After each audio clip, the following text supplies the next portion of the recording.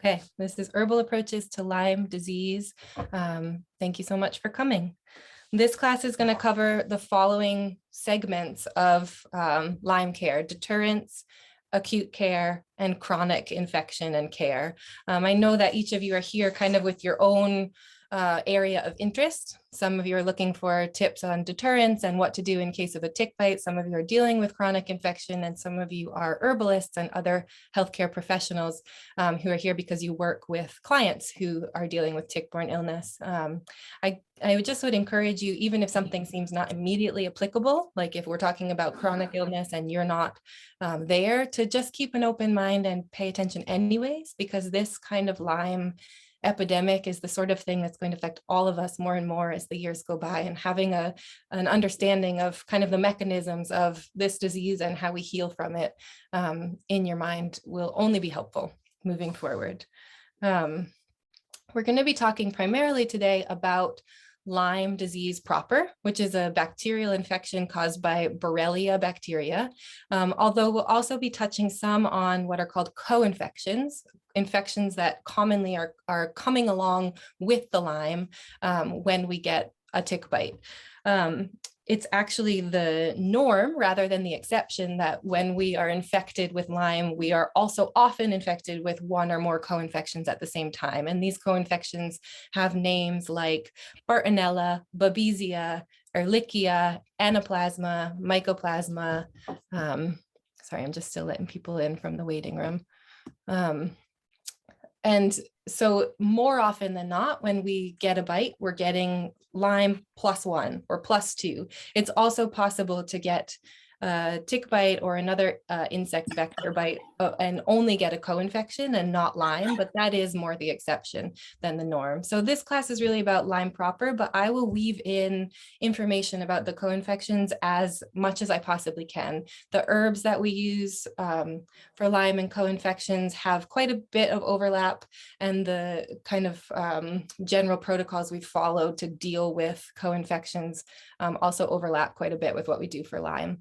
But each co-infection could be its own 2-3 hour class, just like this one, because they all have different mechanisms of action in the body and affect the body in different ways, kind of wreak havoc each in their own way. So we'll touch on them as much as we possibly can. It looks like there's a couple of people who are not muted.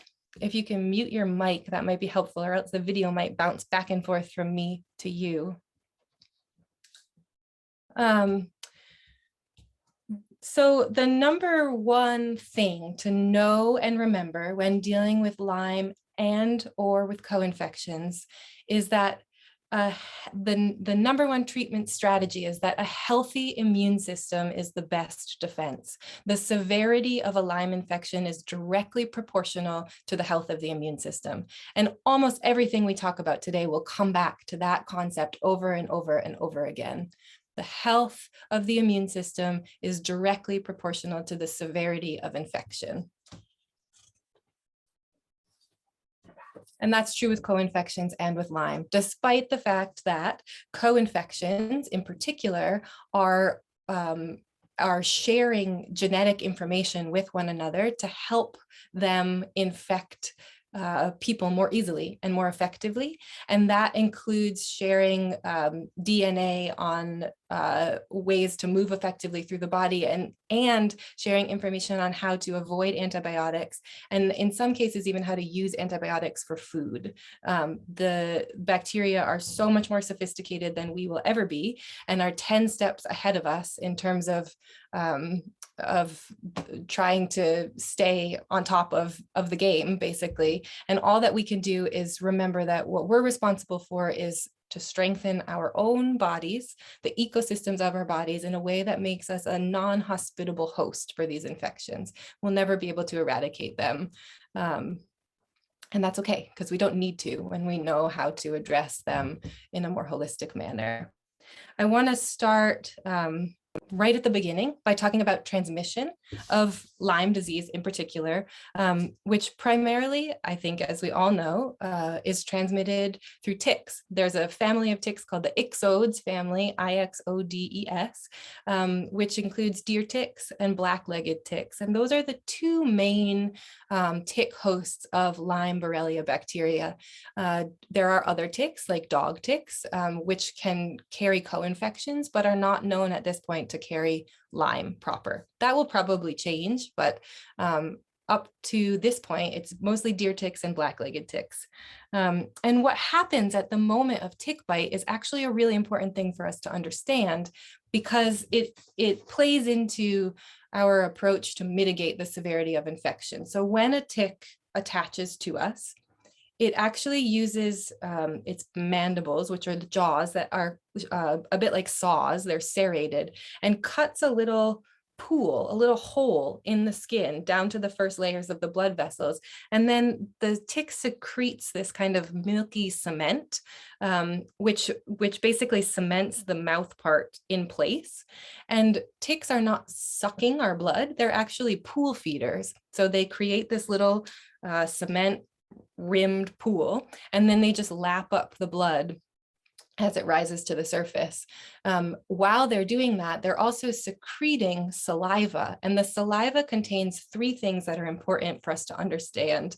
It contains compounds that numb the area, numb immune response in the area. So it basically acts like a shield or a force field that the immune system can't detect what's happening at the site of the tick bite while the tick is actively feeding. So it's suppressing local immunity in that way. And it's also inhibiting blood coagulation. So not only does this allow the tick to keep drinking from this pool, which is continually refilling, but it also means that the blood is flowing away from this pool more quickly than it would if the body were able to coagulate it and stop it right there, which means that the infection has the potential to spread more quickly through the bloodstream because of the components in the tick saliva. So some of the herbs that we'll work with, which we'll get to, are actually helping to bust through that shield or force field that's hiding this moment of tick bite from the immune system, and also helping to coagulate the blood more quickly. That's a really first line of defense against the infection getting into the body. We're learning more too about transmission in other ways, including in utero and via breast milk and sexual transmission. And sometimes fleas and mosquitoes are transmitting Lyme with what's called manual transmission. So if a mosquito has fed on another mammal and has active spirochete Borrelia bacteria in its belly, basically, and then that mosquito is biting you, and you actually slap and smash the mosquito, you can push the Borrelia bacteria in through the mosquito bite. You can't get Borrelia from a mosquito bite, it's too quick of a bite, but you can occasionally manually transmit bacteria from something like a mosquito into your body. So we're trying to get in the habit of brushing mosquitoes off instead of slapping them, which is a really hard habit to get into. But there is a component of manual transmission, and the studies coming out about transmission in utero and via breast milk and via sexual transmission are pretty compelling. So I think that in a lot of ways, we need to be talking about and thinking about Lyme as an STI, a sexually transmitted infection. If someone has an active infection, it's possible to transmit that to a partner. And I don't think that that's really in our lexicon of STIs yet, but it is certainly a possibility. The statistical rates of infection in married couples, when only one has ever been diagnosed, and then later on the other becomes infected without any evidence of a bite, are significantly higher. So that's just something to keep in mind. And then the symptoms of a Lyme infection are, we know, kind of the classic ones: fever, joint pain, fatigue, neck ache, and then of course the bullseye rash, which in fact only shows up 37% of the time. So that's a big misconception that's important to lay to rest, is that if you don't have a bullseye rash, you didn't get Lyme from that tick bite. In fact, 2/3 of the time you can be infected and never see a bullseye rash. And if you go to a doctor and they say, I'm not going to give you anything because you didn't have a bullseye rash, you can educate them that the bullseye only shows up 37% of the time.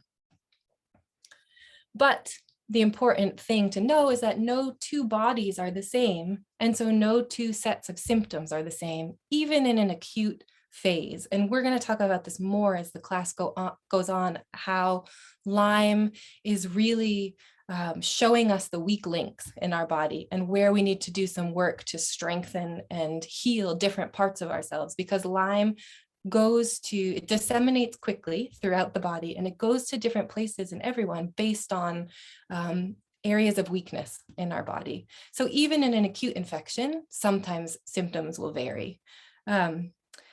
And Lyme is sometimes called the great mimic because the symptoms of a Lyme infection could be diagnosed by a physician who's not Lyme literate as about a bajillion other things, from MS to fibromyalgia to rheumatoid arthritis, et cetera, et cetera, et cetera. And oftentimes in my work dealing with people who primarily have chronic Lyme and tick-borne illnesses, people are coming to me with a list of diagnoses that they've been given, none of which are actually accurate because they didn't have the good fortune to work with a doctor who was Lyme literate. So they get this long laundry list of other things that are going on, and actually they're all false flags. It's all the Lyme talking. So I just want to share my screen with you for 1 second and show you a list of some of the common Lyme symptoms. Did that work? Do you see it? You can read through them yourself. I won't read the bullet points on the PowerPoint, but they kind of, you can see they're kind of all over the place.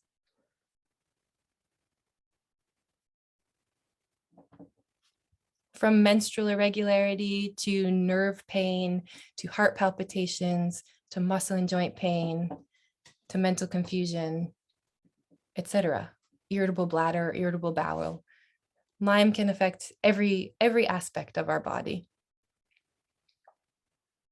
I'm going to take that off again now.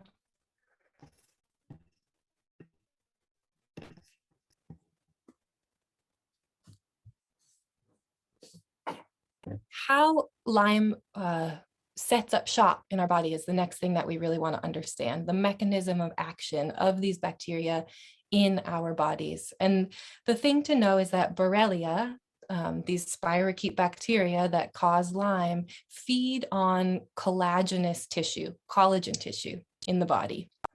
And collagen is the body's most abundant protein. It makes up 30 to 35% of the body's total protein content, including 70% of the skin and a large percentage of the ligaments, the tendons, and the myelin sheaths, which are surrounding the nerves in the brain, which is important. And we'll come back to that later. But because collagen is so abundant and is so widespread in the body, this helps us to understand why symptoms can show up kind of everywhere. And the way that Lyme feeds on collagen tissue is by breaking it down into this soft kind of semi-liquid state that it can easily ingest. And they do this breakdown by manipulating the body's own, and this is an important phrase to remember that we'll come back to again and again, the body's own cytokine cascades. Cytokine is C-Y-T-O-K-I-N-E, cascades. And a cytokine cascade is an inflammatory response in the body that sends inflammation to a particular area and speeds up the breakdown of tissues, in this case, collagen tissues.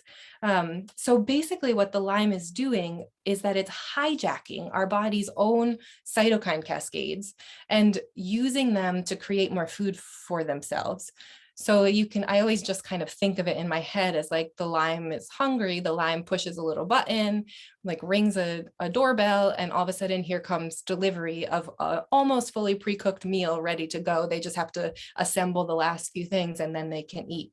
What we'll talk about more in a little while is that we have this group of herbs that are called cytokine cascade inhibitors, that when the Lyme rings that doorbell, the message is cut. It doesn't go through. The body stops sending an inflammatory response and sending a food source to the Lyme. This is incredibly amazing and sophisticated medicine held within these plants. And we'll talk about that more, but I don't want to give you all the bad news without a glimmer of where we're going with this. So basically the Lyme is triggering these cytokine cascades. I'll let a couple more people in. And in doing so is helping to break down the collagen in the body into a form that it can really easily eat. Because collagen tissue is so prevalent in the body, Lyme can basically set up shop anywhere. This helps us to understand why symptoms present so differently in everyone. And in addition, like I was mentioning a moment ago, it seems like the Lyme does tend to head to areas in the body where there's already pre-existing damage and or inflammation. It's a place that has chronic inflammation in the body. Think like a knee with a chronic injury that's always inflamed and painful. That place is a land of free and abundant food for the Lyme. And with just a little bit of work, they can harness that for their own ends. So they're disseminating through the body very quickly, but then they're concentrating in areas where there is inflammation. Those areas are different for everyone. The symptoms are different for everyone. And so it's important for us to realize that in this scenario of a Lyme infection, inflammation equals collagen breakdown equals lots of food, a smorgasbord for the Lyme to eat. So then if we take that backwards the other day, we can say, okay, if we don't want a land of free and abundant food for the Lyme, then we need to work on not having so much collagen that's easily broken down, meaning we need to look at how much inflammation there is in the body. And we do this in lots of ways. We work with anti-inflammatory herbs. The three that I most often turn to, although there are many, many, are Japanese knotweed, which we'll talk about more, turmeric, and cat's claw. We'll talk about each of those more as we go on. We also need to make sure that we're not ingesting things that are creating a lot of inflammation that we would be better off without. So there are many inflammatory foods, sugar, white flour, gluten in general to some extent, alcohol, fried foods. We'll talk about that more too in a little bit. Even some medications are creating inflammation in the body. We may need them, but we need to know that if we are ingesting things that are inflammatory, we need to work harder to quell that inflammation as efficiently as we can. Also, maybe the most important thing, although I'm not sure if that's true because diet is really incredibly important, but another really important thing is the role that stress plays in inflammation. And that's emotional stress for sure, but it's also digestive stress, physical stress, chemical stress from chemicals that we're exposed to, environmental stress, et cetera, et cetera, et cetera. Stress turns to inflammation in the body. There are these amazing studies that came out recently where they were watching people with, I want to call them infrared goggles, but I'm not exactly sure what they were, but it was some kind of system where they could see stress, inflammatory response, like a heat response in the body. And they had people sit and they measured a baseline level of kind of like inflammation, and then they told them stressful things or had them watch stressful things, and they just watched the bodies light up red with inflammation everywhere in response to emotional stress. So that's a really important thing to know and to understand, that when we're thinking about avoiding a severe Lyme infection, we're not only talking about herbs or antibiotics, we're talking about kind of an overhaul of our entire quality of life, including stress mediation techniques, whichever ones work for you. And there are herbs that can help us on that front too.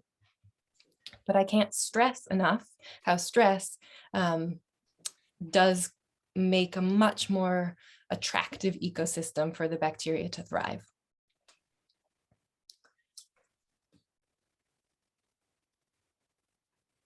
So we know that's kind of the meta. That's how the bacteria gets in through this pool feeding, and then how it quickly disseminates and finds places with inflammation and begins to set up shop in the body.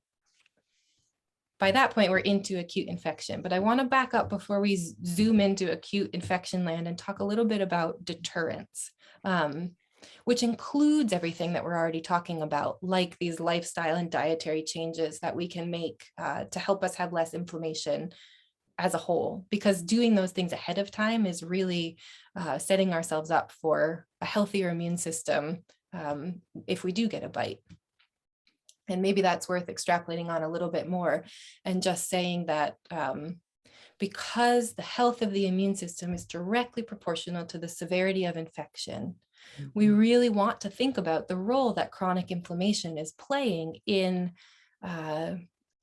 tiring and weakening immune response, because the immune system is the system of the body that's responsible for creating inflammatory responses. And so if we have a lot of inflammation in the body for various reasons, that means that the immune system is working overtime. It's doing this job that theoretically in an ideal world, it wouldn't be doing. It wouldn't be having to create inflammation chronically day in and day out, 24/7, 365 days a year.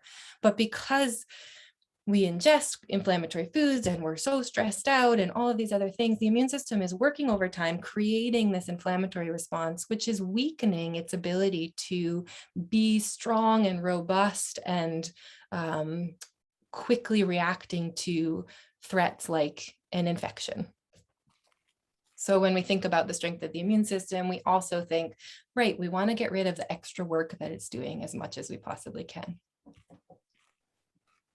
But when we think about deterrence on a more practical, or not practical, but a more kind of nitty-gritty level, we also think about these kind of things, like I'm sure that we all know by now, the kind of clothing tips that we're supposed to do, like wear light colored clothing so that you can see the ticks on your body, tuck your pants into your socks, tuck your shirt into your pants. While you're walking, hiking, working in the garden, whatever, stop regularly and do sweeps, just look on your legs and on your torso and see if there are ticks.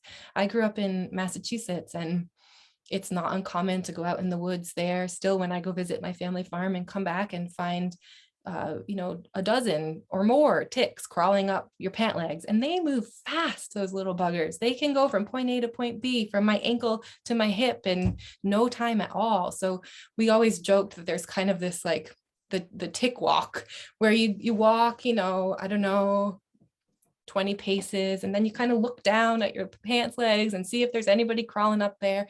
You walk another 20 paces, and you just get in the habit of this kind of nonstop, like catching them while they're still down low before they're crawling up into places where it's harder to see them. In addition, part of the tick walk is knowing that adult ticks hang out on the tips of grasses and plants and low-lying branches. So they actually have this really zen way of being, where they wrap the bottommost legs around let's just say a piece of grass, and then the more forward legs are open and hanging out, and they can stay there for a long time, completely still, waiting for a mammalian host to walk by, at which point they jump immediately into action and transfer themselves from the grass to your body. But so part of the tick walk that we always laugh about, although it's not really funny, is that when you're walking down a path, anytime there are, plants that are kind of leaning in on you, just skirt them, just move your leg around them, because ticks don't jump. They only move from here to there. They have to have the back legs on there and the front legs reaching you. So if you're not touching those plants and you can weave between them, all the better. We also think about repellents. And there are two kinds of repellents that we think about with ticks and Lyme. One is external repellents and the other is internal repellents. And as far as external repellents go, I feel like everybody has their favorite repellent that they use for ticks. The best one that I've ever come across is a recipe put together by a man named Stephen Buhner, who's written a book called Healing Lyme and a couple of books on co-infections as well, which are good resources. And he has a recipe that you can buy each of the ingredients for, all the essential oils for yourself, and pre-mix them. And it costs about $125 to get all of these different ingredients, but then you get a season or more's worth of repellent from mixing them together, which is expensive, but considering a Lyme infection, not actually that expensive in the grand scheme of things. There's also a company called Montana Pharmacy, FARM Pharmacy, that sells that pre-mixed repellent that you can buy and concentrate and then just add to some pure alcohol in your own home and make a spritz. And I'll send you, as part of the follow-up, that repellent recipe and also the link to Montana Pharmacy.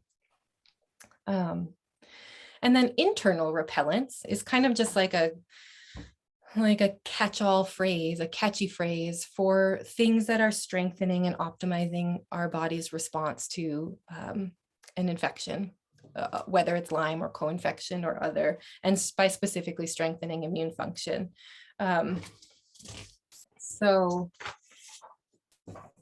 when we think about internal repellents, we think again about how a healthy immune system is the very best defense. And then we think about how the severity of a Lyme infection is directly proportional to the health of the immune system. And so we think about what that actually means in our bodies. And this is where we branch out a little bit away from just a one size fits all. Like, we don't have an internal repellent that is equivalent to an external repellent that would work for everyone, because we know, as we've already talked about some, that the strength of our immune system is directly affected by the health of all the other parts of our minds, bodies, hearts.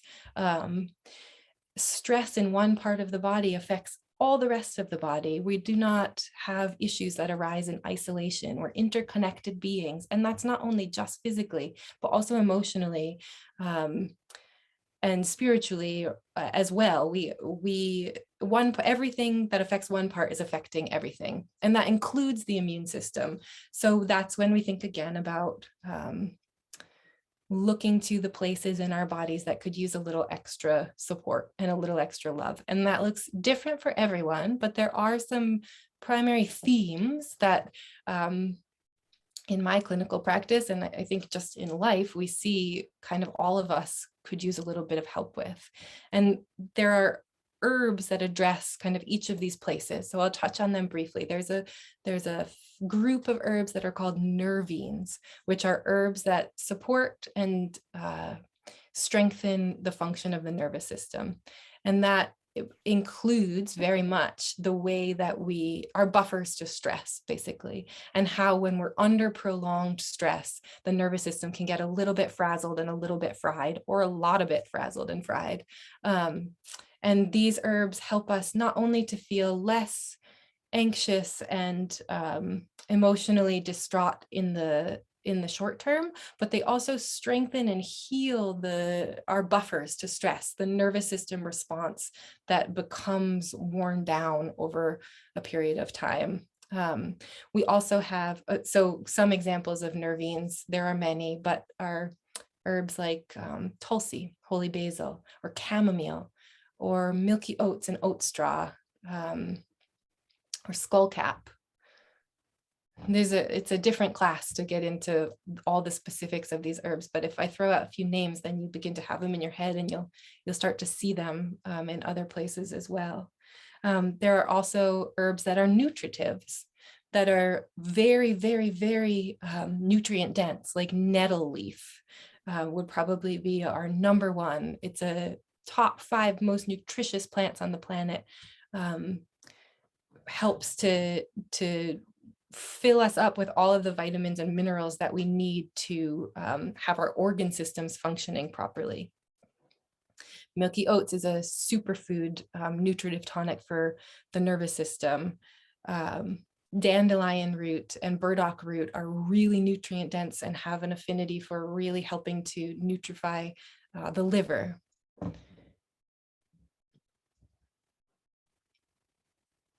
Then there are herbs which we call lymphatics that support proper lymph function. The lymph being a crucial part of immune health.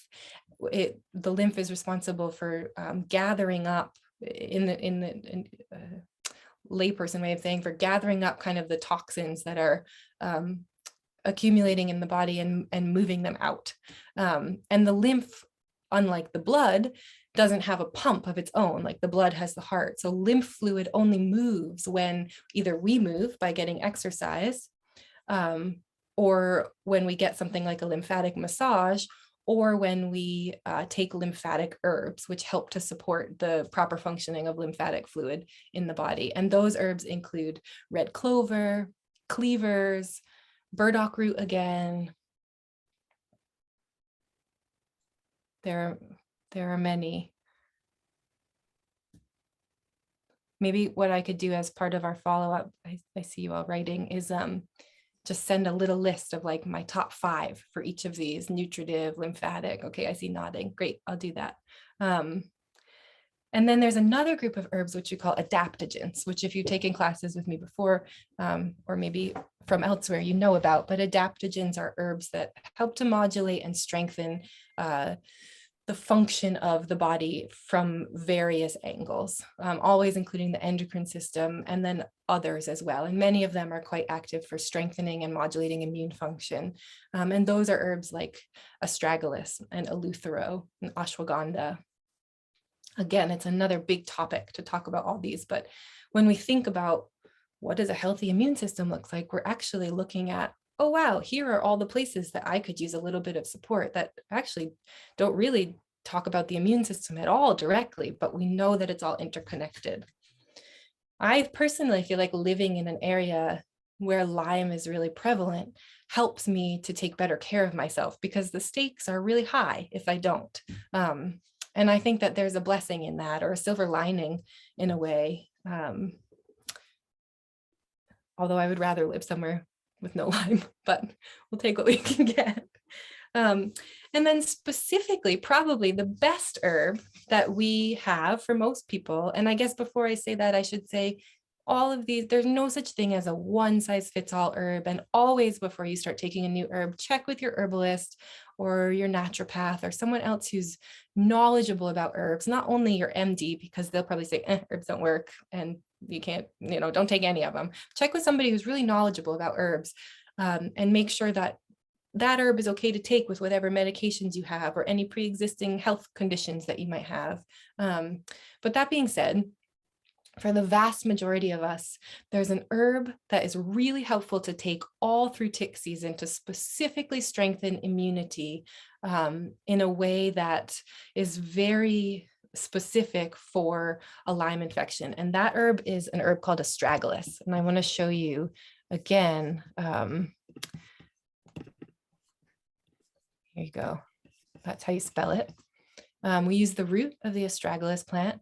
Astragalus grows in my garden here in zone 3 in Vermont, and is a wonderful, beautiful perennial plant that's a really good, deep immune strengthener, strengthening the immune defense from the core, like from the marrow of our bones, all the way out to the periphery of our bodies. And if there are any kind of health medical geeks in the audience, astragalus specifically increases interferon gamma and interleukin-2 levels in the body, both of which are interfered with and depleted at the moment of tick bite. Part of what the tick saliva is doing is decreasing both of those things in the body. So astragalus is pumping up these first lines of defense against a tick-borne infection. And if we take astragalus all throughout tick season, which, to be clear, the ticks will be out and about anytime the weather is above freezing. So even if you get one warm day in January, the ticks will come out and play. They overwinter and they wake up hungry. So I would say now we're definitely in tick season, and taking something like astragalus will strengthen and prime the immune system to be specifically on the lookout for this kind of infection. It helps to counteract that cloak of invisibility that the tick saliva is placing around the bite site, and also helps to strengthen us from deep within in an immune system way, to fight off an infection. If we're taking astragalus daily throughout tick season, we are already giving ourselves a big leg up in terms of the health of the immune system. Saying you have the same symptoms as Somebody's got some, it's gotta be environmental. It's got to be, well, it makes total sense. somebody's got their microphone on. Can you just check yourselves again and make sure that your mics are muted? We're going to pause for questions in just a second here. Thank you. So when we take astragalus daily during tick season, we give ourselves a big leg up on already having a stronger immune system that's going to be able to deal specifically with this kind of infection. I would say astragalus is our first specific line of defense against a Lyme infection. And you can see the general adult dosage here. A tincture is an alcoholic extract, 2 droppers daily. If you're making your own astragalus root tincture, decoct it for 12 hours before you tincture it. And this is for the herbal folks in the audience. You'll get a much more broad spectrum medicine that way. And if you prefer to take a capsule, you want to take 1,000 milligrams daily. And here's some cautions at the bottom. You can see if those apply to you.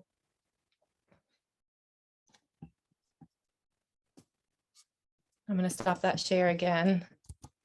I'll send you this PowerPoint so you'll have it all.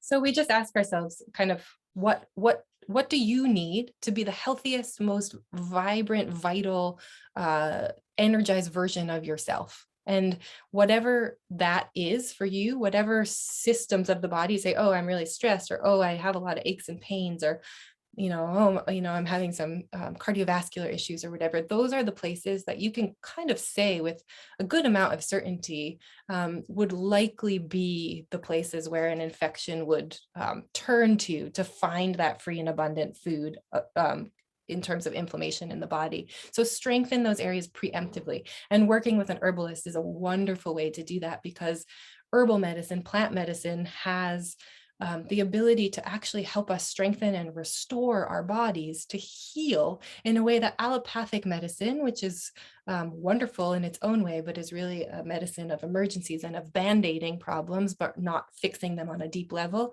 cannot offer. So working with an herbalist can be a great way to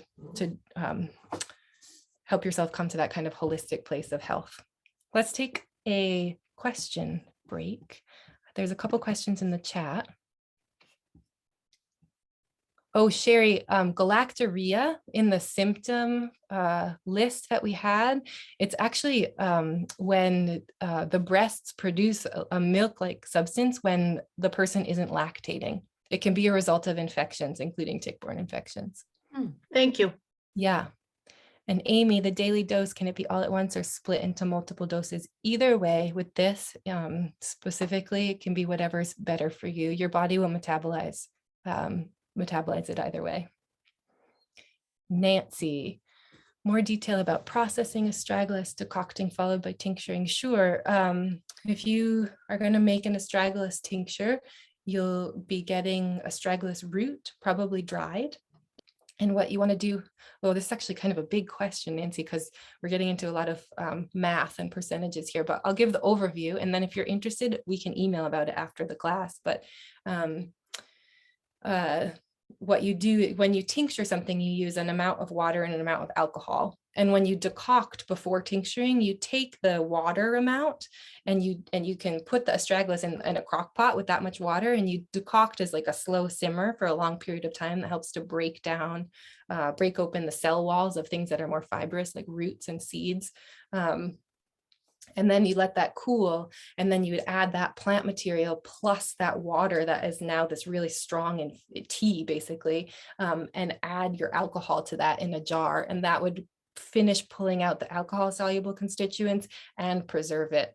The specific amounts of that would vary based on how much plant material you were using. But generally speaking, when we're tincturing astragalus, we are at 35% alcohol. So you would be using 65% of your total liquid would be water, and that's what you would decoct in. And then you would need to add 35% of a high proof, like 190 proof grain alcohol to preserve and finish. It's kind of a bigger topic, but if you get into it, feel free to email me and I could walk you through it. Is there a caution in using astragalus daily for something that already has chronic Lyme for some people? Yes, there is, Laura, and we're going to talk about that more. Actually, let's just talk about it now. So for chronic Lyme, sometimes we don't choose to work with astragalus because one thing that astragalus does is it increases an inflammatory response in the body called CD57 immune cells. And those are actually really helpful in an acute infection because they're the kind of white blood cells that are actually directly fighting a Lyme infection. But in a chronic infection, increasing inflammation in any way can sometimes exacerbate symptoms for people if the Lyme is really pervasive in the body because of all the things we were talking about. It's a good moment to point out that not all inflammatory processes are bad or negative. When we're fighting an infection, we create inflammatory processes that can be really helpful, and astragalus helps us with those. But if you're already kind of overwhelmed with inflammation and a Lyme infection, sometimes it will exacerbate symptoms in the chronic end of the game. That being said, it doesn't happen for everyone with chronic Lyme, and it can be really helpful if it doesn't create an increase in symptoms. So with my clients who have chronic Lyme, I often will send astragalus, a little bottle of the tincture on the side, and ask them to try it for a week without changing anything else in diet or supplements or herbs. And if they feel okay with that trial, then we can add it into their herbal routine. And if they feel an increase in symptoms, then we just say, okay, you're one of those people, better off without it for now. Hopefully that answers your question. Susan, what about giving astragalus to dogs?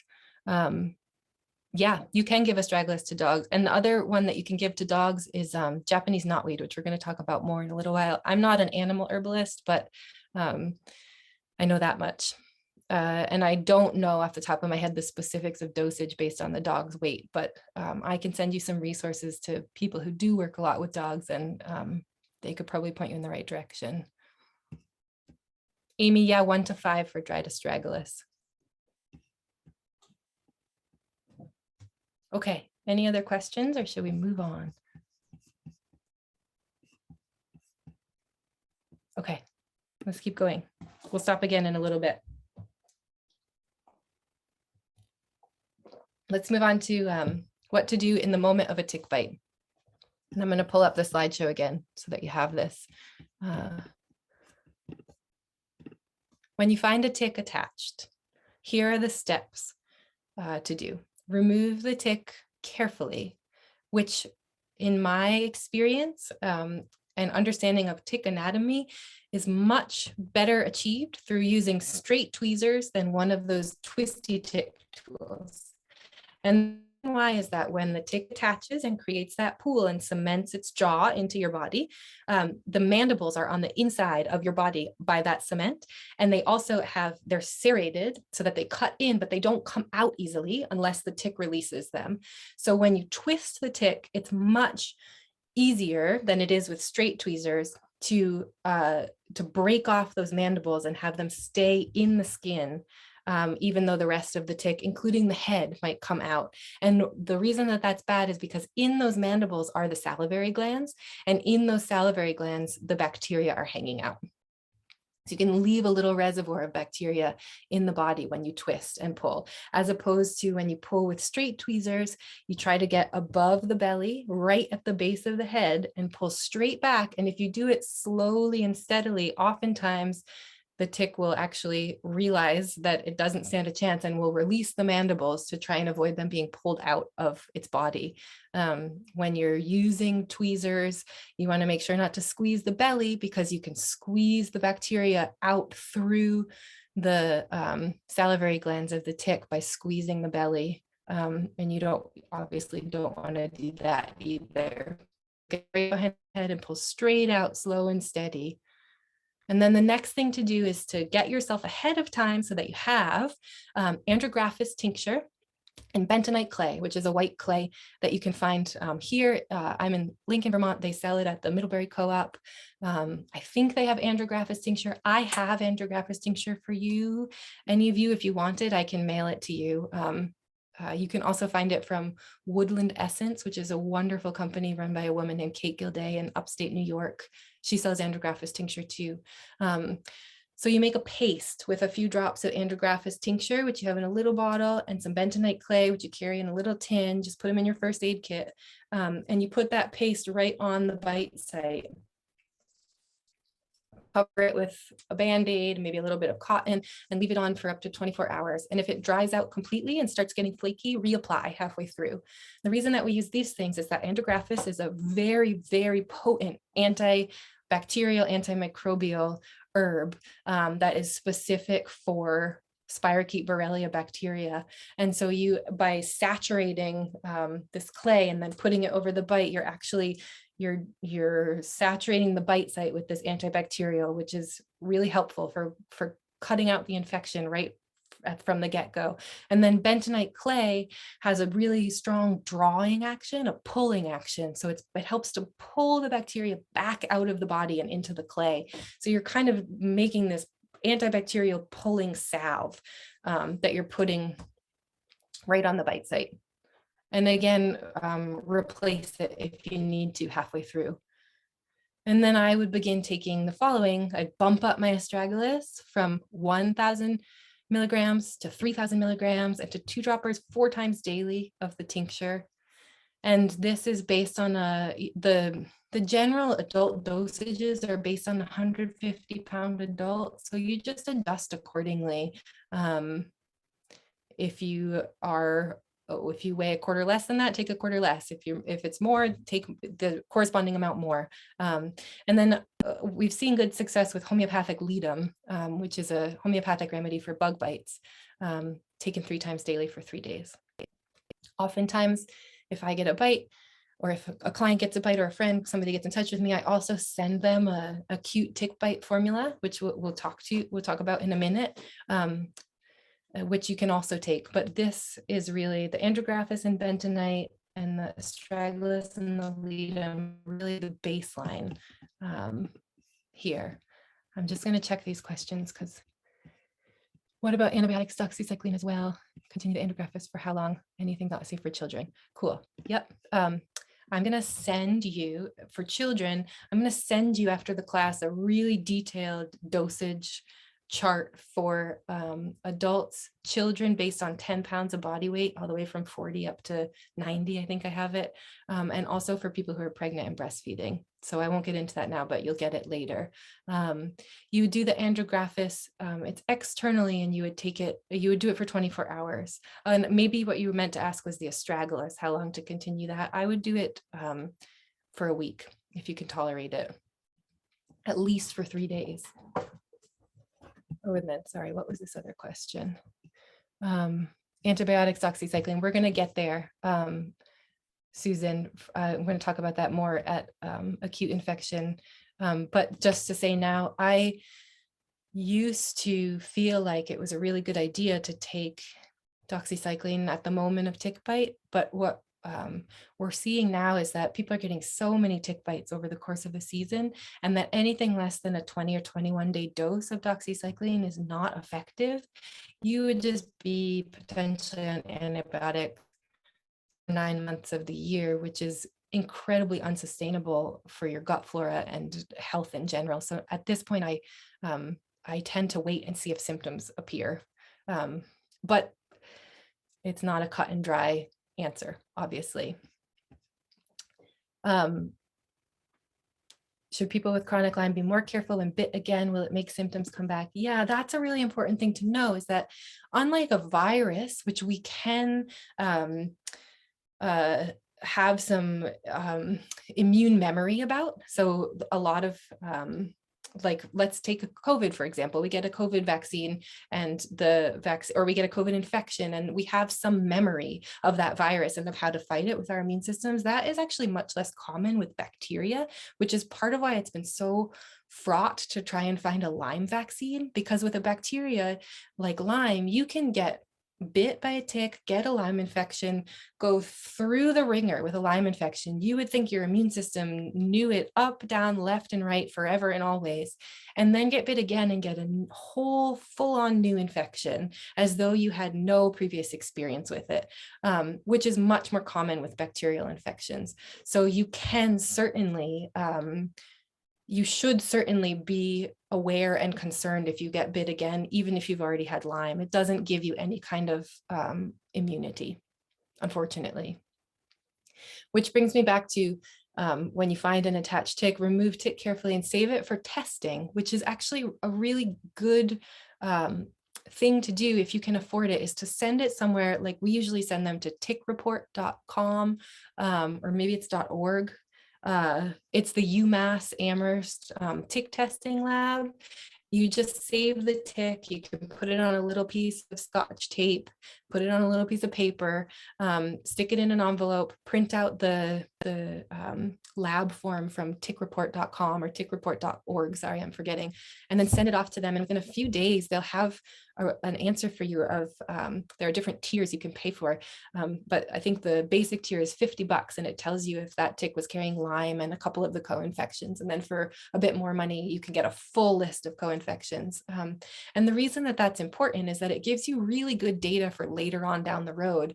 Like, for example, my, at that point, 1-year-old little boy got bit here in our yard a couple of times last summer. And obviously I was really bummed about that and sent the ticks off, and they were negative for everything. So I could just relax in a way that I wouldn't have been able to do if I didn't know, oh, are there symptoms going to pop up later on down the road or something like that. And then if they do come back positive for something, you know exactly what you're dealing with. Oh, this is Lyme and Bartonella, but I don't have to worry about Babesia. I don't have to worry about Anaplasma, that kind of thing. Unlike the testing that we'll talk about shortly for people with a Lyme infection, which is has variable efficacy, the testing of the ticks themselves is extremely accurate because they're going into the digestive tract of the tick and just looking at what bacteria are living in there. I think it's worth, if you can afford it, it's worth having the knowledge and hopefully the peace of mind that can come with testing a tick.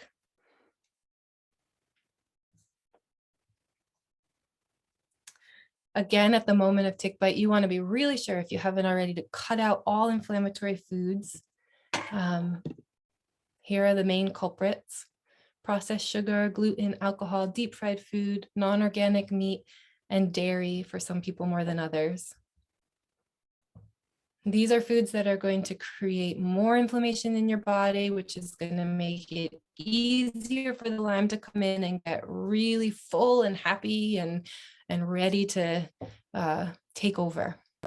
So just don't give them this food. You eat these and you're not feeding yourself, you're feeding the Lyme, is the thing to remember.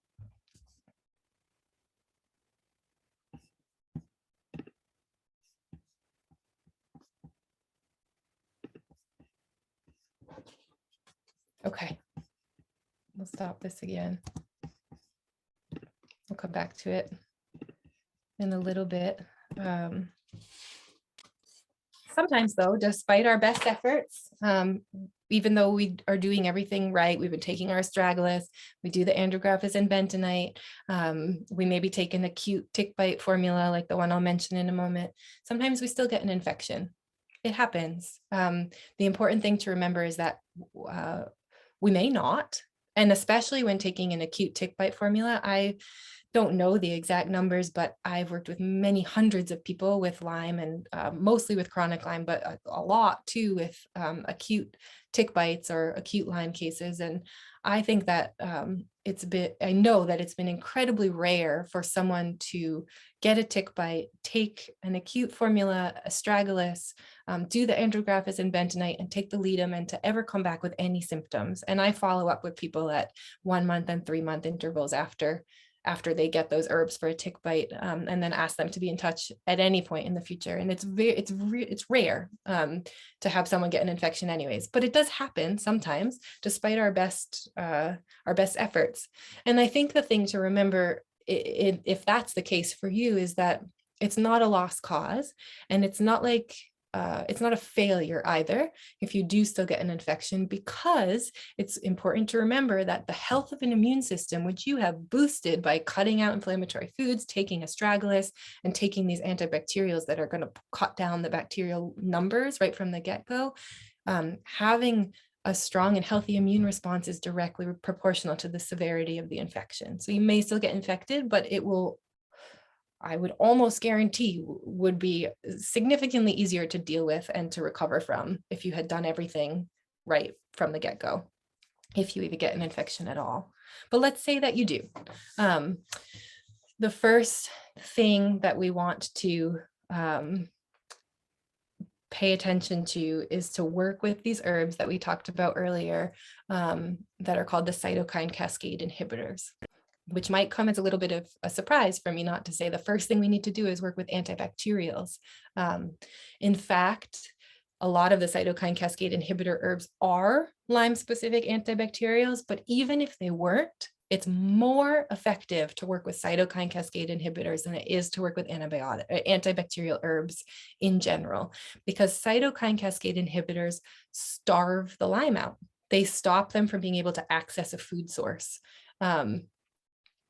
Which is, it's about as sophisticated as it gets. So when we work with those in conjunction with antibacterials, we have this really amazing broad spectrum formula to make the Lyme really unhappy and not able to survive in the body. But the cytokine cascade inhibitors come first, in my opinion. These herbs inhibit the process that the Lyme is using to break down collagen and turn it into food. So whenever we have an acute infection, our priorities are to inhibit cytokine cascades and to work with anti-inflammatories. I will show you some cytokine cascade inhibitors. There are many, but these are my favorites, the ones I work with most: Japanese knotweed, Baikal skullcap, cordyceps, which is a mushroom, Don Shen, also called red sage, andrographis, and isatis. These herbs are the superstars, and all of them, with the exception of cordyceps, are also antibacterial. So we're getting double duty here, and all of them, actually, I think, maybe with the exception of andrographis, are anti-inflammatories as well. So we have this trifecta of medicinal effects offered by these cytokine cascade inhibitor herbs, that being anti-inflammatory, antibacterial, and inhibiting these cascades. This is more sophisticated than antibiotics, although we're going to talk about antibiotics in a moment, and I'm not against them in Lyme infections, but these are more sophisticated. These herbs are amazing. We always work with multiple cytokine cascade inhibitors in a protocol, not just one, just to have more of a broad spectrum effect. There are many cytokine cascades that the Lyme is triggering. It's not just one, there's lots and lots and lots of them. So each of these addresses, let's just arbitrarily say 5, some overlapping and some not. So we use 3 or 4 of these herbs, and we have a really good broad spectrum cytokine cascade inhibiting protocol. Our ultimate goal with an acute infection or a chronic infection is to change the ecosystem of our body to one that is no longer a hospitable host for these. Hey, Sherry, I think your mic's on. I see your little box going green. There you go. To change the ecosystem of our body to one that's no longer a hospitable host for these bacteria. That's our primary overarching all-time goal. And to do that, we need to make it a place where they cannot find food. And that's what these herbs do. We also are focusing in the moment of acute infection on enhancing immune function with astragalus as our number 1, and with specific antibacterials, which are generally covered by our cytokine cascade inhibitors, with the exception of cat's claw, which is a really good antibacterial that's not a cytokine cascade inhibitor. So for example, here's an example of a protocol that I would put together for somebody with an acute tick bite. I would keep going with our 3,000 milligrams or 2 droppers 4 times daily of astragalus, and I would add something like this. And this is a sample. Again, it's not a one size fits all, but it would be this or something very much like this that would work for pretty much all of us on this call today, I would think. Japanese knotweed, cat's claw, red sage, andrographis, bikel, skullcap, and ginger. This is a tincture. This is like what I would put together in my apothecary. If you're an herbalist here, this will make sense to you. These are the numbers after the names are the percentages of an ounce for each of these herbs. So when you add them all together, they come to 4 ounces. And our dosage is, if we can tolerate it, 3 droppers 3 times a day. Sometimes can be nice to start with 1 dropper and work up over the course of a day or 2 to 3. I add the ginger in on the top because another thing that's important to remember is that Lyme really likes a cool body temperature, which is why in so many cases of chronic Lyme, the people's body temperature has dropped. They're always cold, and their temperature reading, even with a thermometer, is running in the 97s, maybe even sometimes high 96s, because Lyme is actually turning down the thermostat of the body because it prefers a cool body temperature. I would say maybe the only downside of these herbs that we work with for Lyme is that almost all of them are cooling energetically in nature. They're cooling as opposed to warming. So we add some ginger into this formula to bring the heat back up in this tincture and not just be putting all cooling herbs into our body.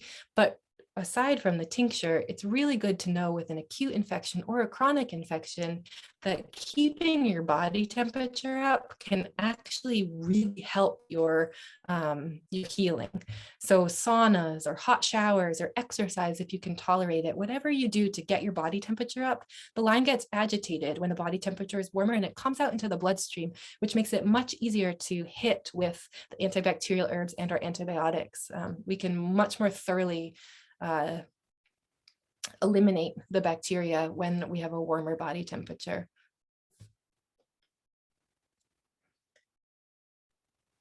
And here's why we tend to choose these kind of herbs.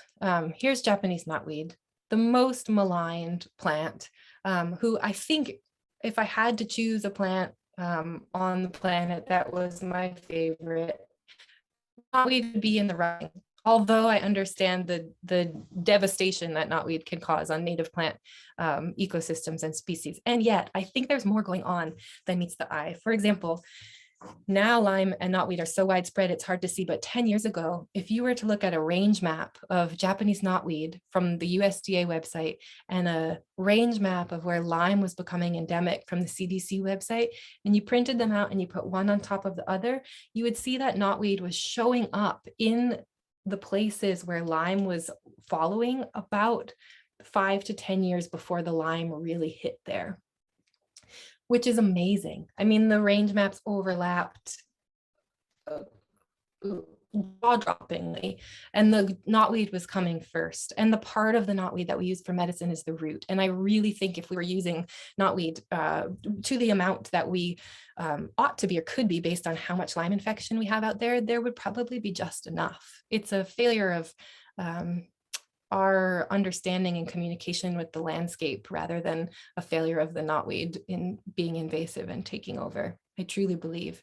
And if we were to go into a lab and try to come up with the perfect medicine for Lyme disease, we would come back with basically the constituent profile of Japanese knotweed. Truly remarkably powerful medicine for Lyme, and is one of the very few substances on the planet, as you'll see here, that can cross the blood-brain barrier, meaning that it can get up into the brain and do all of the following things in places where most other herbs and pharmaceuticals can't follow. Lyme can cross the blood-brain barrier very easily, which is why it can be so devastating to brain and central nervous system function, but hardly anything can follow the Lyme there, but Japanese knotweed can. And knotweed and the other herbs I'm about to mention do more things than what is listed here. These are just kind of some highlights, but all of them are very multifaceted. So central nervous system relaxant and anti-inflammatory, calming, pain relieving, protects the brain and the central nervous system against inflammation in particular. supports all of the eliminatory organs and getting rid of toxins. It's the highest known plant source of resveratrol, which is the cardiac protective constituent that's also found in red wine and chocolate, and is really important in Lyme disease because Lyme often will get into the cardiovascular system and into the heart and wreak havoc there. It's a cytokine cascade inhibitor. It's a potent antibacterial. It's very high in vitamin C. It's protects endothelial cells, which are damaged by Lyme and co-infections, and it's also quite active against Bartonella co-infection. You'll see those cautions there.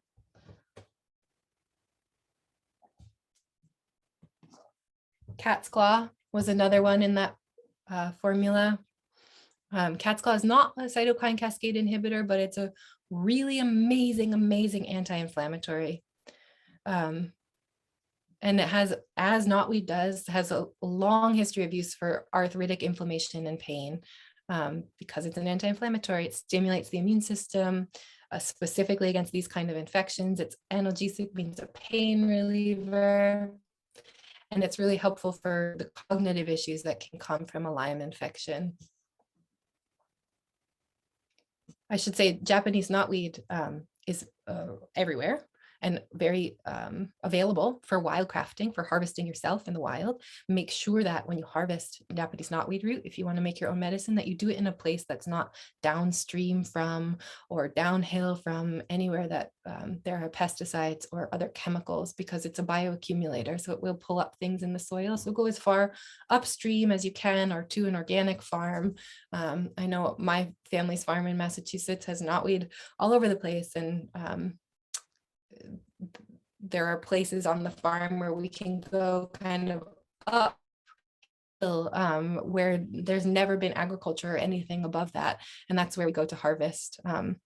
Cat's claw is coming from the Amazon rainforest, and it's one of the few herbs that we work with that's not local and that has some things to be aware of when you're procuring. Like, you want to make sure that you're buying from companies that are responsibly harvesting the inner bark of the vine and not selling the inner bark of the root, because you can harvest the inner bark of the vine without killing the plant, but some companies are just digging up the roots and selling you the roots. They'll say that the root bark is more potent. It's not true. The vine bark is just as potent. I know that Mountain Rose Herbs and Star West Botanicals have commitments to only be sourcing from people who are harvesting sustainably. So if you're buying, try buying from those companies. Andrographis is the same one that we're putting in our bentonite clay paste. It's a really potent spirochete specific antibacterial plant. It's also passing the blood-brain barrier. It's a potent and calming the nervous system and inhibiting those cytokine cascades. Also active against Ehrlichia and Anaplasma. Baikal skullcap grows beautifully here in our garden in zone 3. It's from the Baikal region of Siberia, I believe. It's a cold hardy plant. It's a cytokine cascade inhibitor, not only against Lyme, but Bartonella, Mycoplasma, Ehrlichia, Anaplasma, all these co-infections too. It's an antimicrobial and antispasmodic, anti-inflammatory, and protects the liver and the nervous system.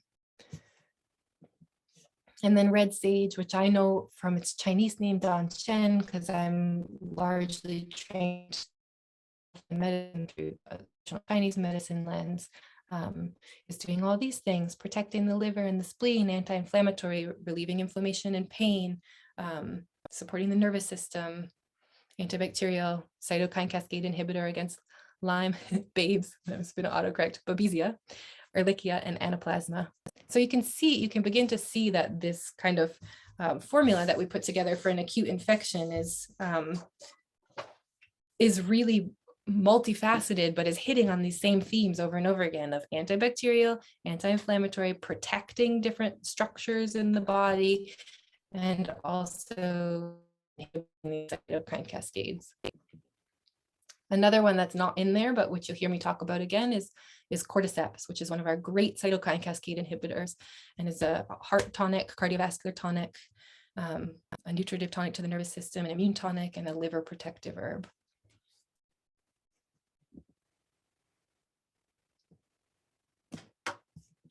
And then a note on cat's claw is that there's another cat's claw called Chinese cat's claw, which is Uncaria rhynchophila, unlike Uncaria tomentosa, which is our other cat's claw, which is also wonderful, but we don't use so much in an acute infection, but you'll see it again when we talk about chronic infection, because Chinese cat's claw specifically is really amazing for healing, strengthening, regenerating, and protecting the nervous system and the nerves and the neurological structures that get messed up by what we call Lyme that has gotten into the nervous system.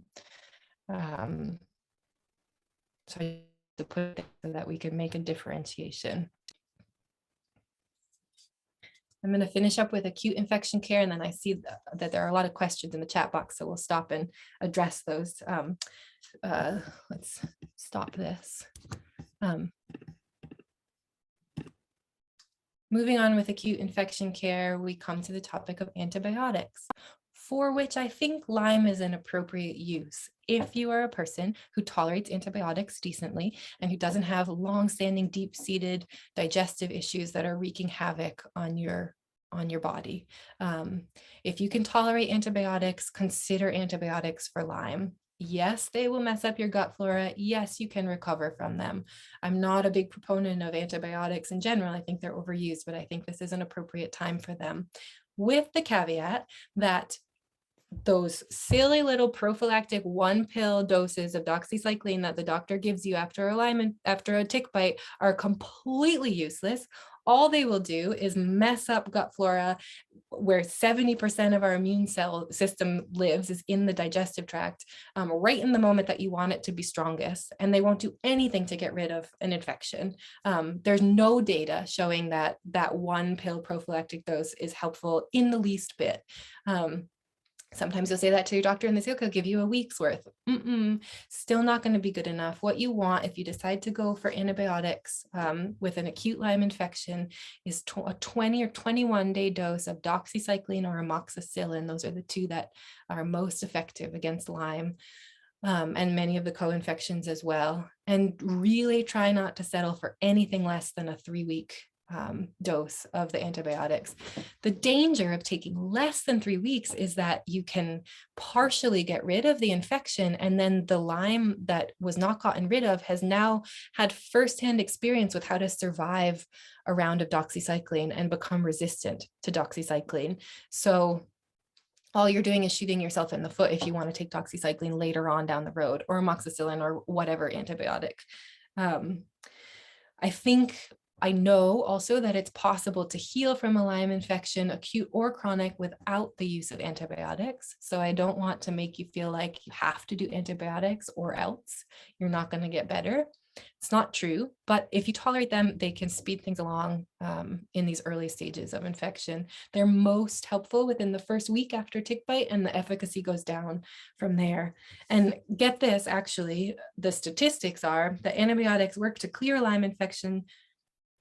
The official is 70 to 95% of the time, with up to a 35% relapse rate. So when we break that down, what we actually see, accounting for that relapse, 35 to 60% of us will take antibiotics and be permanently cured. That leaves 40 to 65% of us who will be given antibiotics without relief or with temporary relief, and then a relapse later on. 40 to 65%. Those numbers are not super reassuring. However, another really cool thing is that when we take the herbs in conjunction with doxycycline or amoxicillin, particularly Japanese knotweed and also cordyceps, they increase the efficacy of those antibiotics significantly. Japanese knotweed increases the efficacy of doxycycline by up to 40% in the body. So if we have a 60% chance of getting better with doxy on our own, and then we take knotweed, which increases it by up to 40, we're getting much closer to 100%. So if you go the antibiotic route, take the herbs concurrently. You can, there's no problem in taking those herbs at the same time as taking antibiotics, and they will really help to help your outcome to be better. And then the last thing to talk about with an acute infection is testing, the fraught subject of testing for Lyme disease, which is nowhere near as good as we think it ought to be, considering the resources that could be available to make the testing better.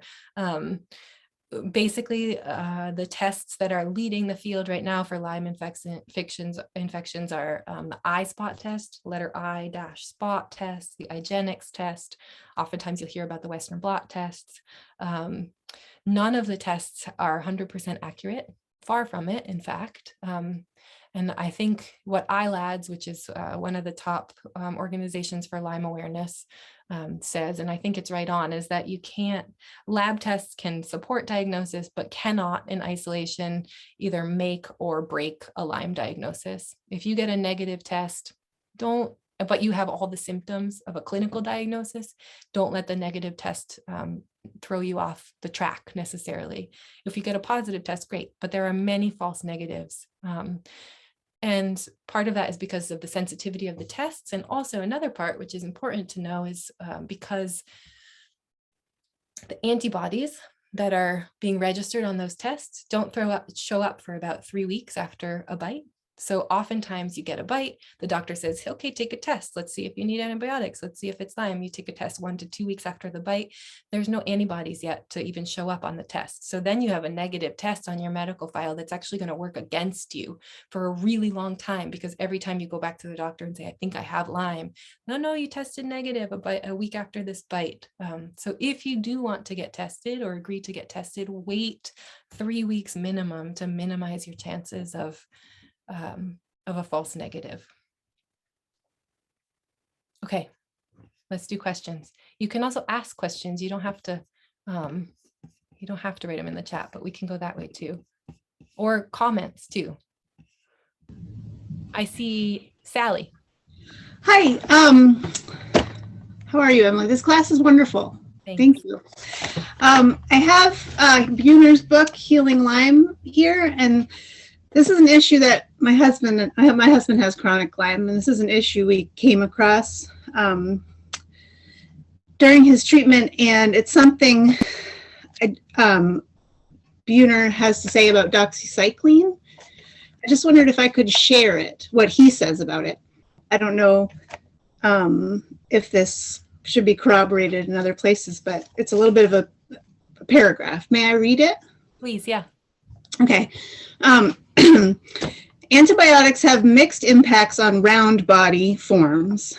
Doxycycline, as mentioned, will reduce spirochete loads by approximately 90%, but the antibiotic causes a doubling of the number of round bodies that are produced. And more, doxycycline is not effective against round bodies. It can't kill them. Amoxicillin will reduce spirochete loads by approximately 85 to 90%, and round body forms by about 68%. Here's some other names of antibiotics I probably won't pronounce right.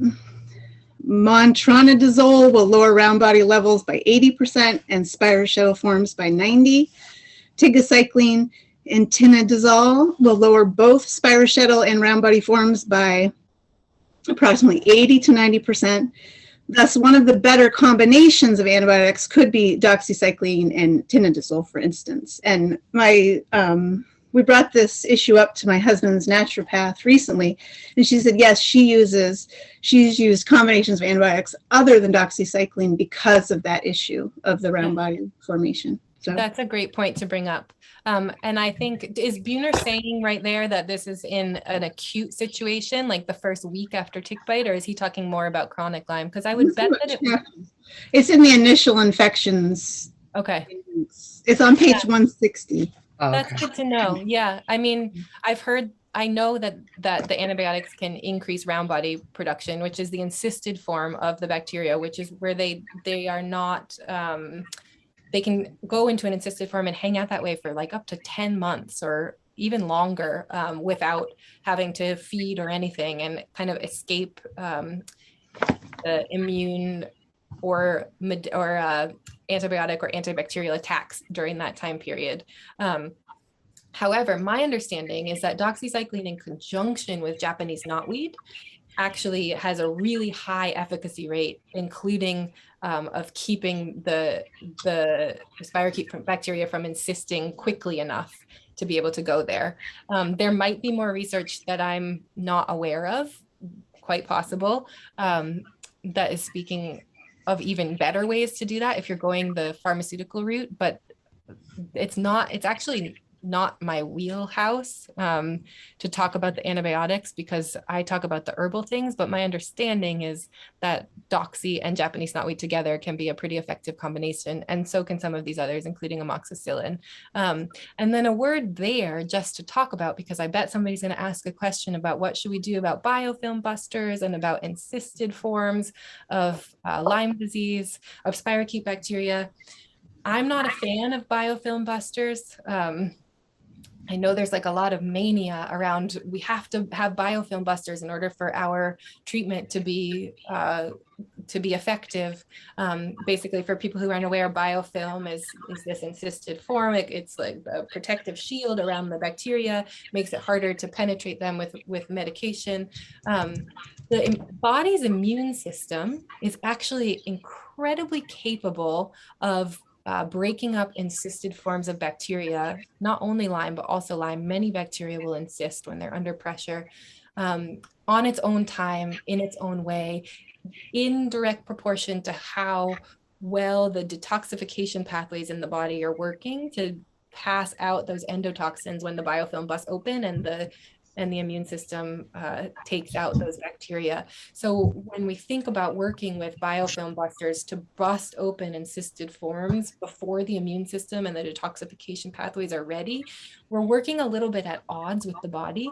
And it's one of those places where I tend to say, wait, let's do everything we can, but not push the immune system to do something and the detoxification pathways to do something they're not ready to do. Your immune system will crack open those encysted forms like eggs as soon as it feels strong enough and capable enough to do that.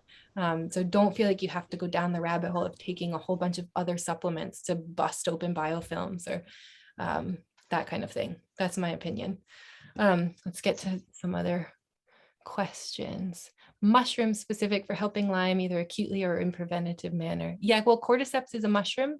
And that's the only one I know that's really specific for spirochete bacteria. Although there are others that can help with general function of the body, which is also important, Elizabeth, as you know. Can you get one tincture for all of these? I'm assuming that was for the acute blend. You sure can. And I potentially could make those or could send you to an apothecary that can make those. I'm technically not supposed to be doing clinical work this year because I'm theoretically on a sabbatical, but it's not going so well. But I'll be in touch if you want to try and get a tincture, and I can either send you to someone or see if I could do it myself. Are herbals helpful to ingest other ways than tinctures, powders, or spices in foods? Yeah, Helen, those herbs, you can take them in powder form, and that can be fine. Some of them we want to get the medicinal constituents that are only alcohol soluble. So taking them in tinctures is the most effective way. But if somebody can't do the alcohol, then for sure powders can be a good alternative. There's a company called, I think it's Samsara. You could Google like Samsara lime powder.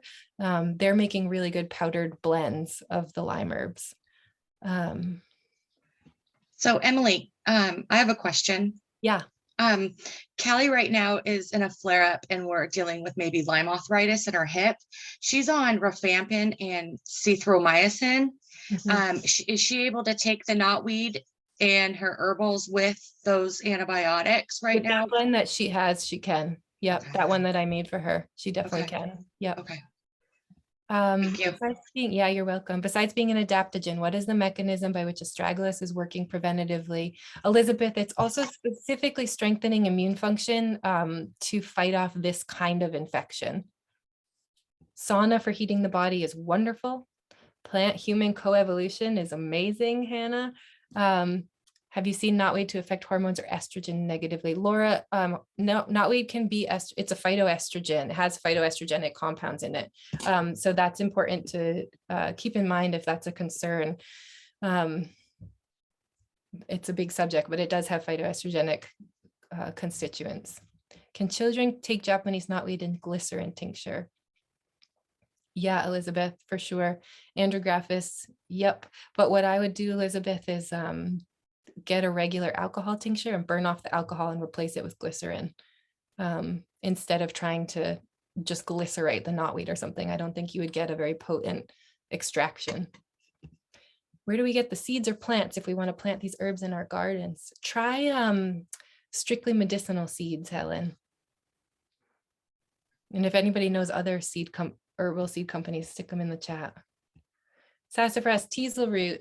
Yeah, I remember you emailed that teasel root really helped you, which is so great. And I've heard that from many people. I started with teasel root in my Lyme formulas maybe 15 years ago and up to maybe like 10 years ago. And then phased it out because there's only so much room in the formulas. And I was feeling like in my practice, other herbs were being more effective. But again, it's so individual. I think teasel root definitely has the potential to be a helpful herb. Sharon, when you mentioned immunosuppressants, would you count? The good question. Yes, I would, but that doesn't necessarily mean that it's not helpful. Sherry, I had to fight for the 3 weeks. I know, when you were diagnosed in September. Sorry to hear that. You really do. And I shouldn't say this because I'm being recorded, but I'm going to say it anyways, that if you are only given 7 or 10 days of doxycycline, I would really recommend going back to the doctor after a week and saying, I still feel like crap. I am having all this. Just look at your slide and like, look at all those symptoms and just, I'm still having this and this and this. I need more, even if you're feeling totally fine, because you really want those 3 weeks if you can get them. Any herb that grows easily in our climate that works like andrographis on a tick bite? Amy, not sure. I'm not sure. Some people are using, actually, you can just use knotweed. Just use Japanese knotweed instead of andrographis if you want a local herb. That's a good spirochete specific antibacterial too. I used to use that before I had andrographis tincture. Tony, strictly medicinals will have astragalus seeds. Oh, and Richter, says Sally. Oh, and cool. Oh, there's a bunch of, oh, this is awesome. There's a bunch of herb and plant sale companies here. Oh yeah, is there a study around the 3 weeks of antibiotics that can be used to reference? I don't know, but if you find one, I would really like if you would send it to me. I know that the ILADS website has some strong language around how the prophylactic dose and the 7 to 10 day dose don't work, but I don't know if they have specific studies referencing the 21 days as being the gold standard. Astragalus is a 3 or 4 year plant before harvest. Yeah, good point, Leslie. 3 to 4 years minimum before harvesting astragalus. And 7 years if you want to get into what the TCM practitioners say, wait 7 years to harvest that root. We plant a few astragalus plants every year, just have a rotation going, just like we do with echinacea and everything else. We just have a few going all the time. Okay, any other questions? I know this is a lot. Yeah, who's? Well, when is couple? Oh. I can't see you. Peggy. Yeah, yeah. I had a couple questions about the timing. Like I heard this a number of years ago. Oh, if you get bit and the tick is not engorged or it's been less than 24 hours, no problem. And then another timing question about, you suggested if we would consider antibiotics, we need to start it within a week. How do you know you have Lyme disease within a week? It's a really good question. I mean, you don't usually, sometimes you do, sometimes you would feel immediately sick, but oftentimes you wouldn't. I, being an herbalist, would start with taking an acute tick bite support formula and go for the antibiotics if you feel like you're becoming symptomatic. There's some gray area in there for sure. You could potentially miss an infection, but I have seen the herbs work very, very well many times. I feel confident in that. For me, like that's what I would do for my children, for my family, and hold off on the antibiotics until we needed them, especially because the tick bites are coming fast and furious these days. You know, you could get multiple tick bites in a season. And thank you, Peggy, for saying that about the 24-hour thing. I meant to say that and I totally forgot. The CDC still says 24 to 36 hours, I believe, is the window. If it ticks on you for less than 24 hours, you have nothing to worry about. It's not true. It's not accurate. As far as we know, it can be as little as 1 to 4 hours sometimes for infection to happen. And if the tick has partially fed on another human host that's infected with Lyme or a co-infection before you, and then been, brushed off before it was fully engorged, or had to drop off for some reason, only had a partial feeding, those infections can be transmitted in as little as 15 minutes once, if there's already a partial blood meal in the belly of the tick. So at this point, I basically feel like if you get a bite, treat it as though some bacteria was able to pass from the tick to you, especially if you don't know how long it's been on. So, Emily, could you talk about, I know we haven't talked a lot about co-infections, but with both with Lyme and like anaplasmosis or et cetera, what's the prognosis in terms of ridding yourself of them? Or is it you, once you've got it, you're going to be fighting an uphill battle forever? What a nice way to put it. Totally. It depends on when, it depends. Oftentimes, if it's an acute infection, we can clear it before it's able to really burrow into the collagen tissue and set up shop in places where it's harder to get out of. If it's a chronic infection, yes, as far as we know, you will always have some spirochete bacteria in your body. And the goal is to minimize symptoms and prevent flare-ups and keep the immune system really strong. But know that in times of stress or other illness, they can flare again and come out. As far as I am aware, it's general consensus that once the Lyme has gone kind of chronic, which some people say 6 months, some people say it's a year or more, it's basically impossible to ever get rid of every last bacteria. Yay! But in a very general way of speaking, and there are some exceptions, but it's an encouraging way to think about it that is generally true, is that Lyme is one of those diseases where if it's not causing symptoms, it's not causing much damage.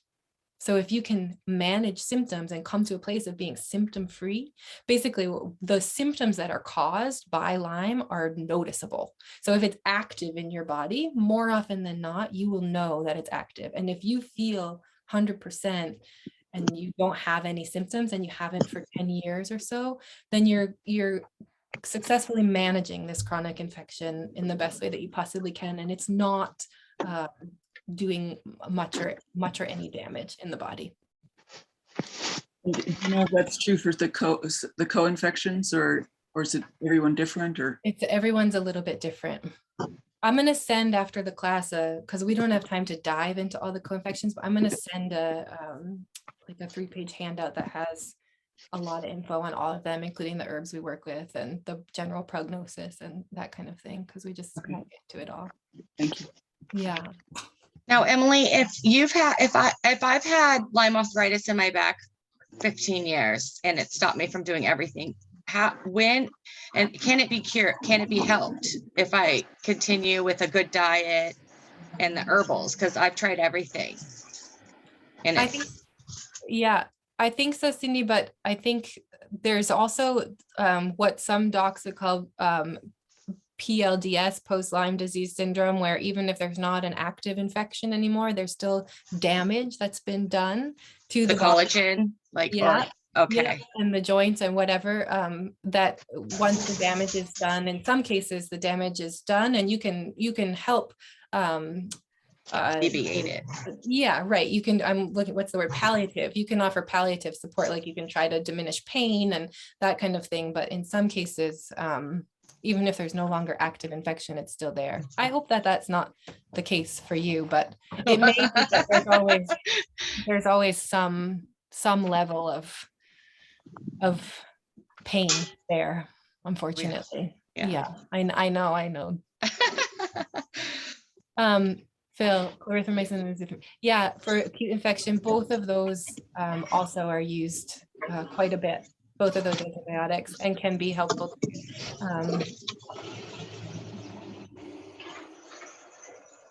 see. When do you just do astragalus and andrographis versus also adding in knotweed? Would you generally only do knotweed if you become symptomatic? Elizabeth, can you unmute yourself and can I just chat with you for a second about that? When do you just do astragalus and andrographis? Do you mean the andrographis paste? Are you there? Yeah, sorry. No, I meant taking that internal and yeah, and the andrographis paste. I mean, I guess my question was, when do you add in the Japanese knotwood versus just, because you were saying kind of your basic procedure would be doing the clay with the andrographis and astragalus, bumping the dosage up right Yeah. after for any bite. Would you, do you always add in the Japanese knotweed, I guess, and Right. maybe oral andrographis as well, but I guess my question is more around the knotweed, if you would always do that for any bite or only if it was kind of more high risk for some reason. No, I kind of always would. And if we go back here, let me just get us back to that screen share where we talk about the here, where is it? Sorry. Oh my gosh, sorry. I would do the andrographis and bentonite, the astragalus and the ledum, and then see on the bottom, I would also do an herbal formula like that one that we talked about afterwards, which is here. The andrographis and astragalus, hopefully you already have in your house. And so you can start them right away. Whereas it might take you a day or two to get a formula like this from an herbalist or to make it up yourself. But I would with every bite, I do with every bite, take something like this at the same time. Okay, thanks. And Sally says partial feeding is the norm. Yeah, the partial feeding when it's a risk is when it goes from one human host to another, not from a different animal host to a human host, because there's a like a conversion process that the bacteria do to become able to survive in a different host. Elizabeth, did you want to say one more thing? Oh, I was just wondering, this might be too complicated, but just for kids, since I know you could give them the Japanese knotweed, if you're not sort of working with an herbalist or something, if they did have a bite, would that be something you could do for a week if you didn't have like access to a whole formula like that, or you didn't know, can they take those 8 things that are in there? Yep, for sure. You can. And I'm going to send out after the class a thing with dosages for kiddos based on 10 pounds of body weight. Every 10 pounds, the dosage changes. But yes, you could do just knotweed for kids for a week. Yeah. Okay, thanks. I want to move on to chronic infection. It's 4:40 and I might go over a little bit. If you need to leave right at 5, please do. I'll just send you the recording. But if you want to stick it out, we might be 10 minutes over or something. Then again, maybe not. So moving on to chronic infection, which I will say is mostly my wheelhouse. I've mostly work with people who have had Lyme and their co-infections for 5, 10, 15, 20 years, have been to, more specialists and doctors than they ever imagined they would be going to, have tried so many things and eventually wind up with an herbalist. And so what I've seen in my clinical practice with, I would guess probably about maybe between 300 and 400 people with chronic Lyme, is that even if somebody's been dealing with a Lyme infection for 2 decades or more, the herbs can really amazingly increase quality of life, decrease bacterial load, and really help people get to a place where they feel like themselves again. So I'll just speak from my experience clinically as we move through this section, which can get a little bit deep or just broad, multifaceted. If the chronic infection isn't really what you're here for today, feel free to say goodbye, but I would encourage you to stay. And if you have questions, ask them. If something isn't making sense, just pause me. Let's find out, how I can make this accessible to everyone, because I think it's really important information to have. For starters, the CDC doesn't recognize chronic Lyme as a real thing, but it is very, very much real. We know that there are hundreds of thousands of people in this country who are dealing with chronic Lyme and co-infections and are the vast majority of time not getting the standard of care that they ought to be getting. And we talked about this a little bit, but I want to clearly explain the difference between a chronic infection, which is when you have active bacteria in your body 5, 10, 20 years down the road, versus the fact that you can also be symptom-free and not be dealing with an active infection, but still have some bacteria in the body that will flare when your immune function dips. That's the reality of a chronic infection. Then there's also what is generally called post-Lyme disease syndrome, which is where sometimes, like you were saying, Cindy, the infection may no longer be active, but there are some areas of the body that have been weathered or damaged in a way by that infection. And sometimes that can make it difficult to tell whether there's an active infection or whether you're just dealing with pain from a previous infection.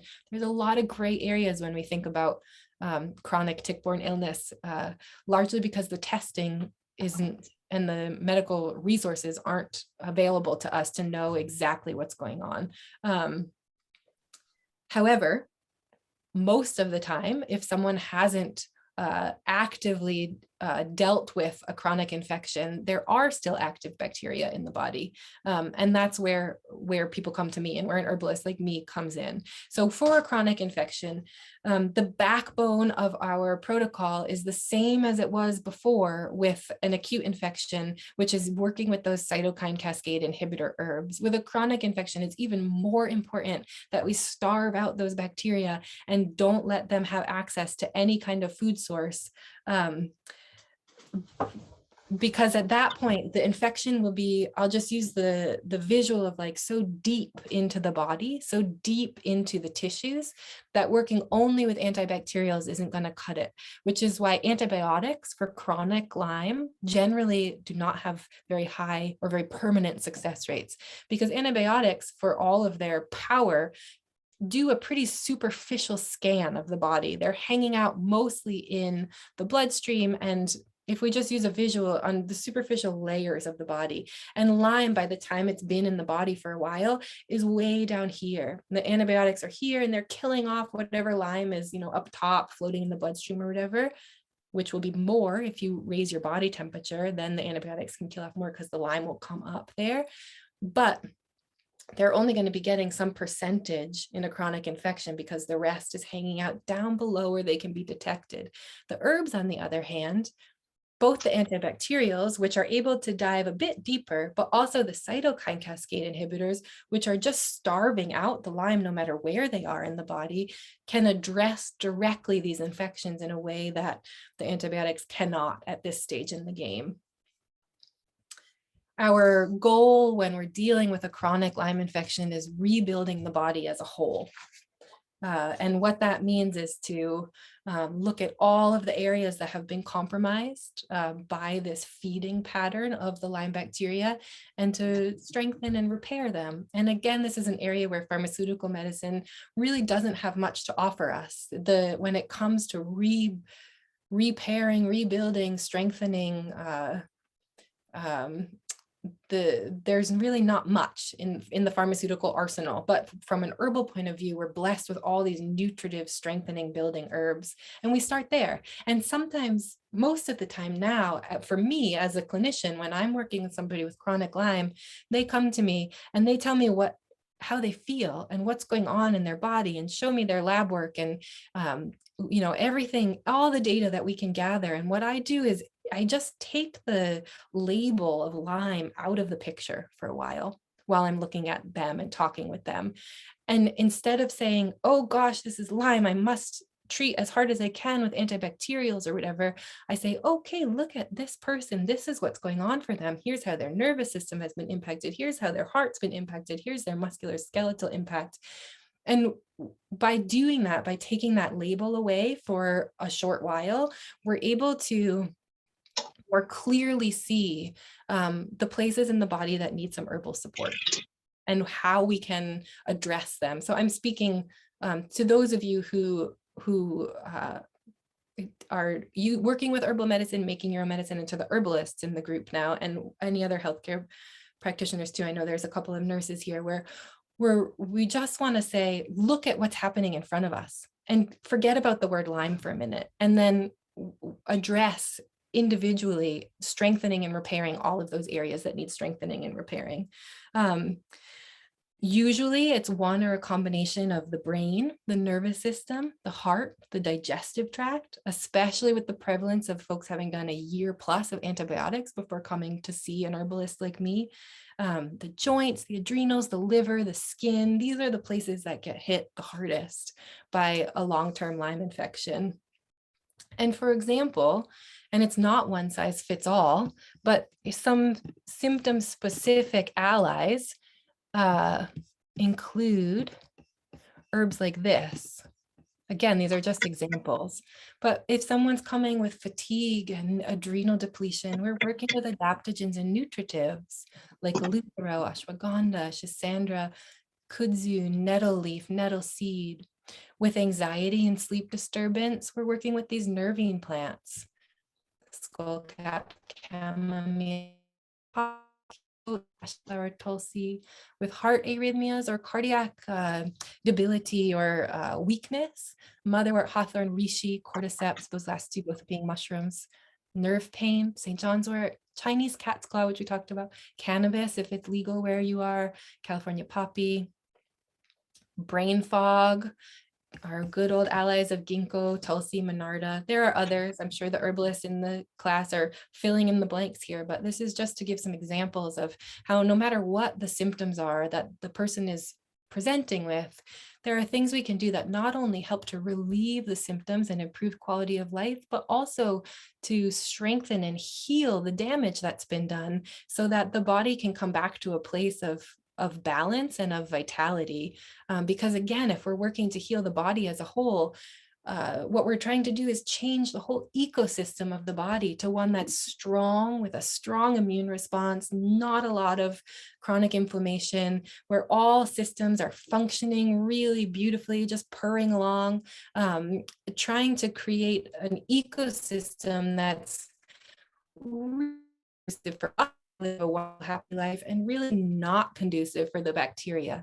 The more depleted and weakened and run down we get, the happier and healthier the bacteria get. So if we can inverse that, the stronger we get, the more unhappy that they get. Herbs to support liver and detoxification function, herbs for joint pain and degeneration. Just as a quick example, just to get your wheels spinning, like, oh, I'm having this symptom. Oh, there's an herb that will help with that. There are probably multiple herbs that will help with that.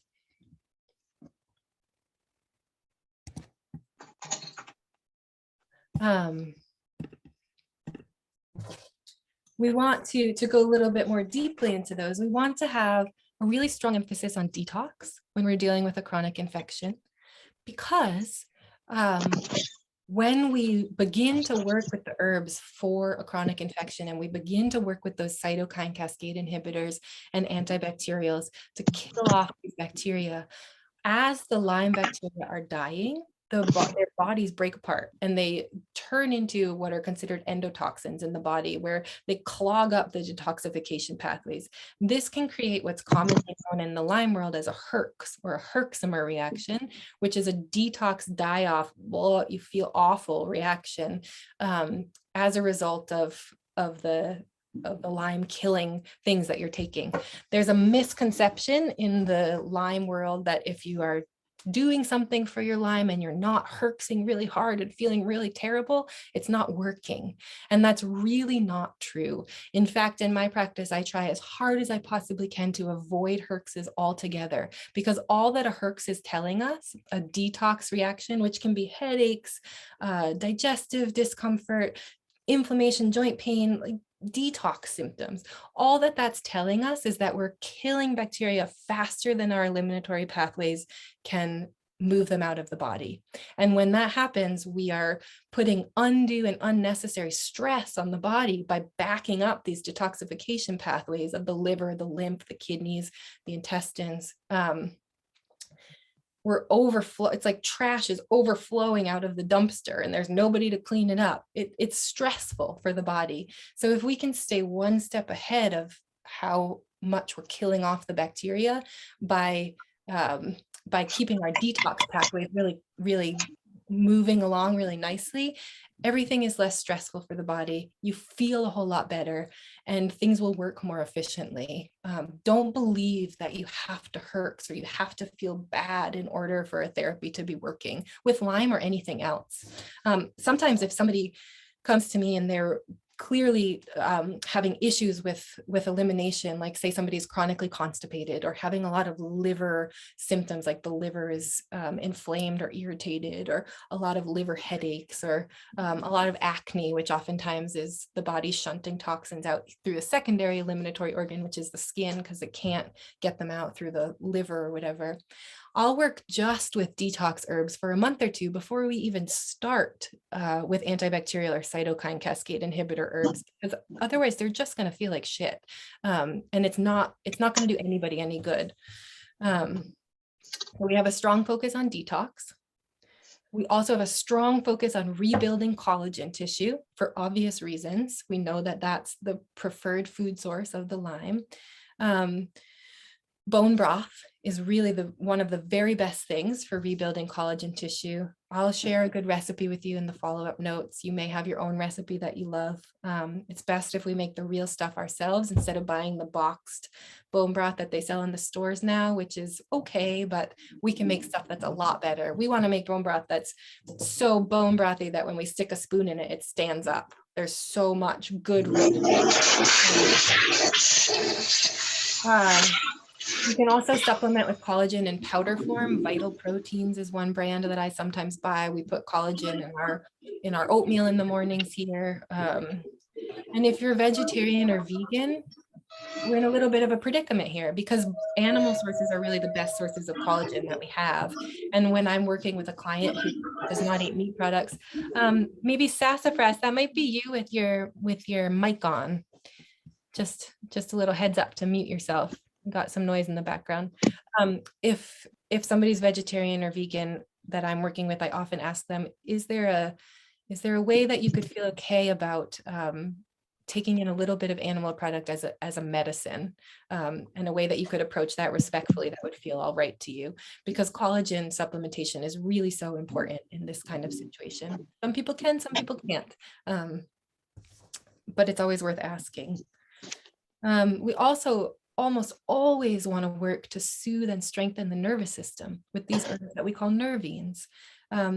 Because for one thing, neurological issues are the #1 most commonly reported issues among my clients.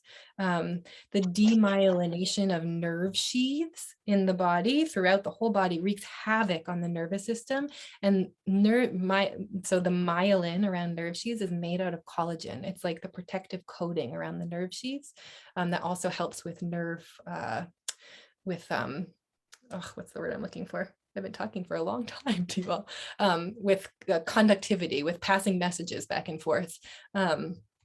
When that myelin gets eaten away, basically by the Lyme, the whole nervous system starts to feel like it's kind of fried, like an electrical board that got fried. So we want to work to support the remyelination of those nerve sheaths with collagen and with nervines. And there's also just generally a lot of fear and a lot of anxiety that comes along with a chronic Lyme infection, just like there is with an acute Lyme infection or even just a tick bite. We have a lot of fear about this. Many people have had to leave or cut back at work. Most people have been to countless specialists and not gotten the help that they need. And all people with a chronic Lyme infection are in a profound amount of discomfort and or pain. And that takes a big toll on the nervous system and on our well-being as a whole. So we work with herbs, as I was showing in the last slide, like skullcap, chamomile, especially if there's someone who's holding stress in their digestive system, tulsi, especially if there's someone who's also dealing with brain fog, milky oats and oat straw when there's a fragility that has set into the nervous system, St. John's wort for nerve pain, and also if there's they need some extra liver support, because St. John's wort is also a liver support herb that does have more than most herbs some cautions around using St. John's wort in conjunction with other pharmaceuticals. So check with your herbalist before that, but it's a great one for nerve repair and nerve support. And there can be deep grief too with a chronic Lyme infection. obviously our quality of life has been slashed into a million pieces, and we can barely lead the lives that we led before a lot of the time. And that grief, for one thing, is not a pathology. Grief is an important medicine in our lives to help us move through loss and turn it into something that can be life affirming and beautiful, whatever comes next. But also we can be helped in metabolizing that grief with, I've seen amazing things with a couple of flower essences in particular. Sweet chestnut and green cross gentian are the two flower essences that can really help to metabolize grief. Linden is another herb that we work with regularly. That's a nervine that's also very specific for helping us metabolize grief. And then I find that talking and working with the medicines, plants that come from those places that we've become so afraid of, whether we're dealing with a chronic infection or whether we're just afraid of getting Lyme, period. Unfortunately, so many of us who are getting Lyme, myself included, are the people who love to be out in the forests and out in the meadows and out in the wild world, and are the ones getting the tick bites as a result. And then we feel this sense of fear of this place that we had such a deep love affair with, and even sometimes a sense of betrayal, like, oh, I'm not welcome there. I thought that, clearly I'm not welcome. I'm not wanted in those natural places, which isn't true, but is a very legitimate way to think. And turning to the plants for medicine and for healing, especially for those of us who love the natural world so much, can be a really amazing, powerful medicine to help bring us back into relationship with those places that we've become afraid of and feel estranged from. We receive healing generosity instead of fear when we turn to the plants and we see how they really help us to get better. So there's that. We also focus a lot on digestive health. All the medical traditions everywhere around the world, except the most modern ones, say that the root of all imbalance is in the gut, lives in the gut. And I really believe that's true. I've seen that to be true over and over and over again in my practice and in my life. So a compromised digestion means longer healing time. Usually people will dutifully lug a whole tote bag full of supplements to their consultations with me, and lay them all out and say, I take 80 bajillion things, but I'm still not feeling better. And we start to talk about absorption of nutrition and of supplements. And if there's any kind of digestive upset or digestive weakness or deficiency going on in our bodies, then we can take the most expensive supplements and medicines and foods in the whole world. And if we're not absorbing and assimilating them, they're just going in one end and out the other. So when we really want to get better, we need to make sure that our gut is functioning properly, because if it's not, we're just pouring money down our throats and out the other end.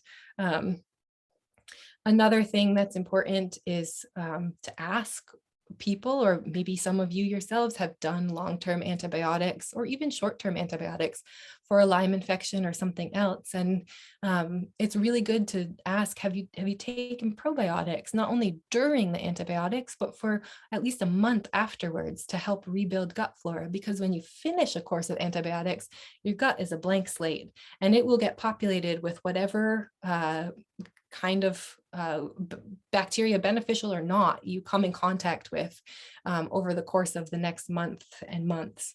And so stopping the probiotics the day you stop the antibiotics is leaving yourself pretty wide open for a pretty random colonization event to happen.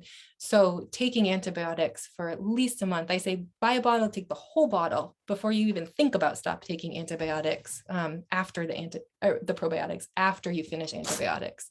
Set yourself up for success in the digestive system.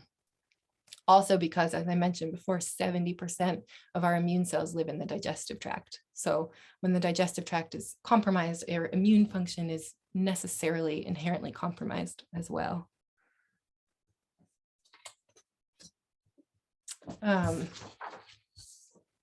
If you're not seeing the progress that you want to be seeing, even though you're doing all these things, you're taking the cytokine cascade inhibitors and these other herbs, and I'll share a couple of formula examples with you in a minute about these, but you're still not seeing the progress you want, there's a few things to look towards and see if these might be applicable in your scenario.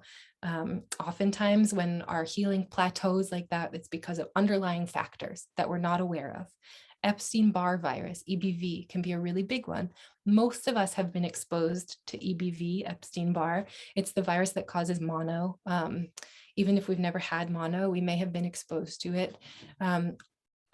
Epstein-Barr virus is a virus that once it's in your body, it stays in there, and it can flare up at various times throughout your life. It's usually not a problem for people unless you're dealing with a chronic infection like Lyme, where the immune system has become exhausted, and then the virus is able to kind of raise its head and start to wreak havoc on its own, which further pulls the immune system's attention in different directions and weakens it further because it's fighting battles on multiple fronts. There are wonderful antiviral herbs to help pull that viral load back down again.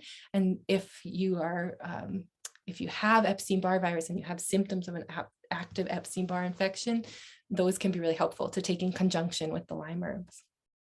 Another thing that's really common and really under appreciated or not taken seriously enough is if there's mold in your home or your office or anywhere else that you're spending a lot of time. Mold can do the same thing, kind of weaken and exhaust and depress immunity, and also cause a lot of inflammation in the body. I've known clients who have unfortunately had to move out of their home or do a complete mold remediation in their home before they started feeling better, especially people who live in an old house or have a really wet basement or, whatever it might be. But don't underestimate the potential of mold to be a part of the issue, along with things like heavy metal accumulation. Definitely get heavy metal testing done if you haven't already and you're dealing with a chronic Lyme infection and wondering why things have kind of plateaued for you. Unidentified food allergens are another one. Talk about something that is really creating chronic inflammation in the body and in the digestive tract nonetheless, where there's so much immune activity.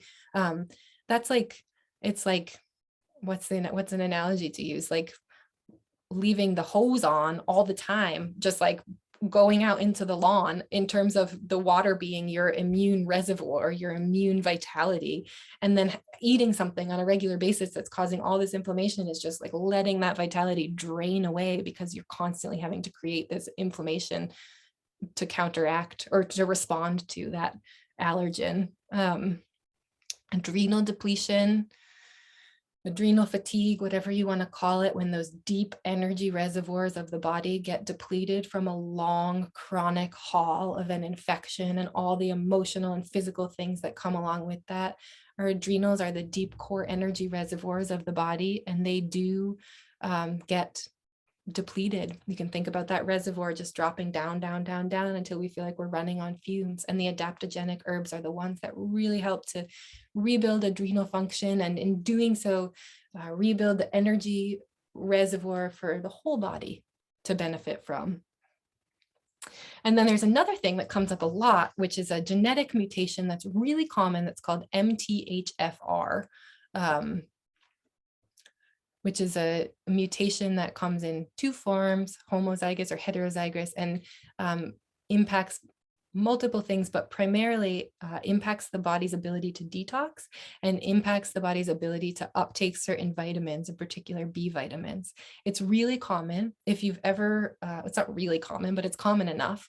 If you've ever gotten like the DNA testing done from 23andMe or Ancestry.com, you can find in that raw data, they actually test for that genetic variation. And that's a good way to find it. But one of the variants decreases the ability to detox by up to 40%, and the other by up to 80%. So this can be a huge shackle if you're trying to kill off an infection. But if you're one of those people who every time you start to take heavy duty herbs or antibiotics, you immediately feel horrible, it might be because detox is really backed up, like we were talking about, and that could be because of something like this MTHFR. If you have an MTHFR mutation, you can take methylated B vitamins, which are much more absorbable for you, and also just focus more on detox. But those are some of the big common ones that can sometimes plateau healing. Then the last thing I want to show you before we move to the last Q&A is just these examples of a couple of protocols. This is the kind of thing that comes out of my area, and these are samples. They're not for everybody. Please don't take them as such. But this is, if you're working with an herbalist, every herbalist is different. If you're working with me, this is what you would be kind of seeing. We have a lot for chronic Lyme. We have a Lyme support tincture, which is, we've talked about all these herbs. I won't go through them again, but these are your antibacterials and your cytokine cascade inhibitors and your anti-inflammatories. But then equally importantly, I tend to make people what I just call a core support tincture, which is focusing on everything else that's not the Lyme proper. So all of the parts of the body that are stressed and tired or damaged as a result of the infection, this core support formula is where we work to change the ecosystem of the body to one that's no longer a hospitable host for the infection. And this is 100% equally as important as the Lyme formula. And I would say that the number one reason why people don't get better from a chronic Lyme infection when they're coming to see me is that they've only ever received care in the form of antibiotics or antibacterials, and not ever really enough emphasis placed on rebuilding the body and changing the ecosystem of the body to one that serves us and not the bacteria. It's so important. If we don't do this part of the puzzle, as soon as we stop taking the antibiotics or the antibacterials, we'll feel good for a couple months, and then the bacteria will start to rebound and flourish again. And we're on this roller coaster for years or decades where we feel pretty good after we stop something, and then within 6 months, we feel horrible again. We have to change the terrain of the body to one that is not a hospitable place for the bacteria to live. And we do that by strengthening our cells, which in the meantime makes us feel a whole lot better. So this has Eleuthero, which is a adaptogenic herb with immune strengthening, adrenal strengthening, Tulsi, which is a nervous system superior ally, for brain fog and word recall and nerve fragility and weakness. Solomon seal is a plant we haven't talked about, but is a wonderful plant for helping old injuries that don't want to heal, helps to rebuild ligaments and tendons in that kind of old injury caused by chronic inflammation. Motherwort is a nervine herb and also is very specific for like heart arrhythmias and cardiovascular irregularities. Dandelion and burdock root are in there as both nutritives and as really good liver support, and burdock also as lymphatic as well as liver support to help with the detoxification. We take these detox herbs in conjunction with the Lyme herbs to help our eliminatory organs stay one step ahead of the die-off so that we don't herx. Reishi is an immune strengthener. It's another liver support herb. It's a cardiovascular tonic. It's actually a mushroom, not an herb. Turmeric is a potent anti-inflammatory and a liver support herb. Usually I ask people to take this core support formula, if it has turmeric, to take it with food, because the anti-inflammatory properties in turmeric are fat soluble. Good to know if you take turmeric in any form, make sure you're getting it with some kind of fat, or else you're not gonna pull out those anti-inflammatory constituents into your body. And then bee balm Monarda I put in there. This is just one person's formula. It was because they had ringing in their ears, which I wanted to help with, and also because I wanted to warm up this formula a little bit and also give a little bit of clarity and focus support, which bee balm offers. Both of these formulas are dosed for this person at 3 droppers 3 times a day. And we expect when we're dealing with a chronic Lyme infection that we're going to be working with the herbs for at least a year. It took a long time to get to this place, and it takes a long time to get out, especially when we're doing this work of actually really trying to heal instead of just suppress symptoms. And what I really like to see with people is to be symptom free for 3 months before we stop these herbs, the cytokine and the antibacterial herbs. And then we try titrating down on the dosage. And if they feel okay, we go down a little more, and then we try stopping it. And oftentimes that's all that you need. And sometimes you need to do a little bit more, but we stay on those herbs for 3 months after we're symptom free, I always think just to get the Lyme really out of every last little nook and cranny, and just have a few way deep down. They can't thrive. They can't come out and play. And then we just hold there. And sometimes people say, I never want to be without my core support tincture again. So we change up the core support tincture, and I take a core support tincture every day. I change it based on the seasons and on my stress level and what I need. But this kind of herbal support helps us to stay healthy and helps us to stay in the driver's seat, so that we don't have a flare up again when we're dealing with chronic Lyme. And the last thing is just a word on dosage, which is that there's more. I actually want to stop this, but just to say about dosage, you'll see my dosage is usually 3 droppers, 3 times a day or something like that. You'll read some dosages in the literature, like Stephen Buhner has you taking teaspoons after teaspoons of all of these herbs every day. There's more other herbalists like Michael Wood. He has you do 3 drops maximum. I found in my practice that finding somewhere in the middle works great for most people. And also that I've had some patients or clients who are on different ends of that spectrum. So I remember one older woman, she must have weighed maybe 90 pounds, and she felt better when she took 5 droppers 3 times a day of each of these formulas. Nothing less than that was effective for her. And then I remember one man that I worked with who was, I think he was 280 pounds, and he couldn't take more than 5 drops of each of those formulas.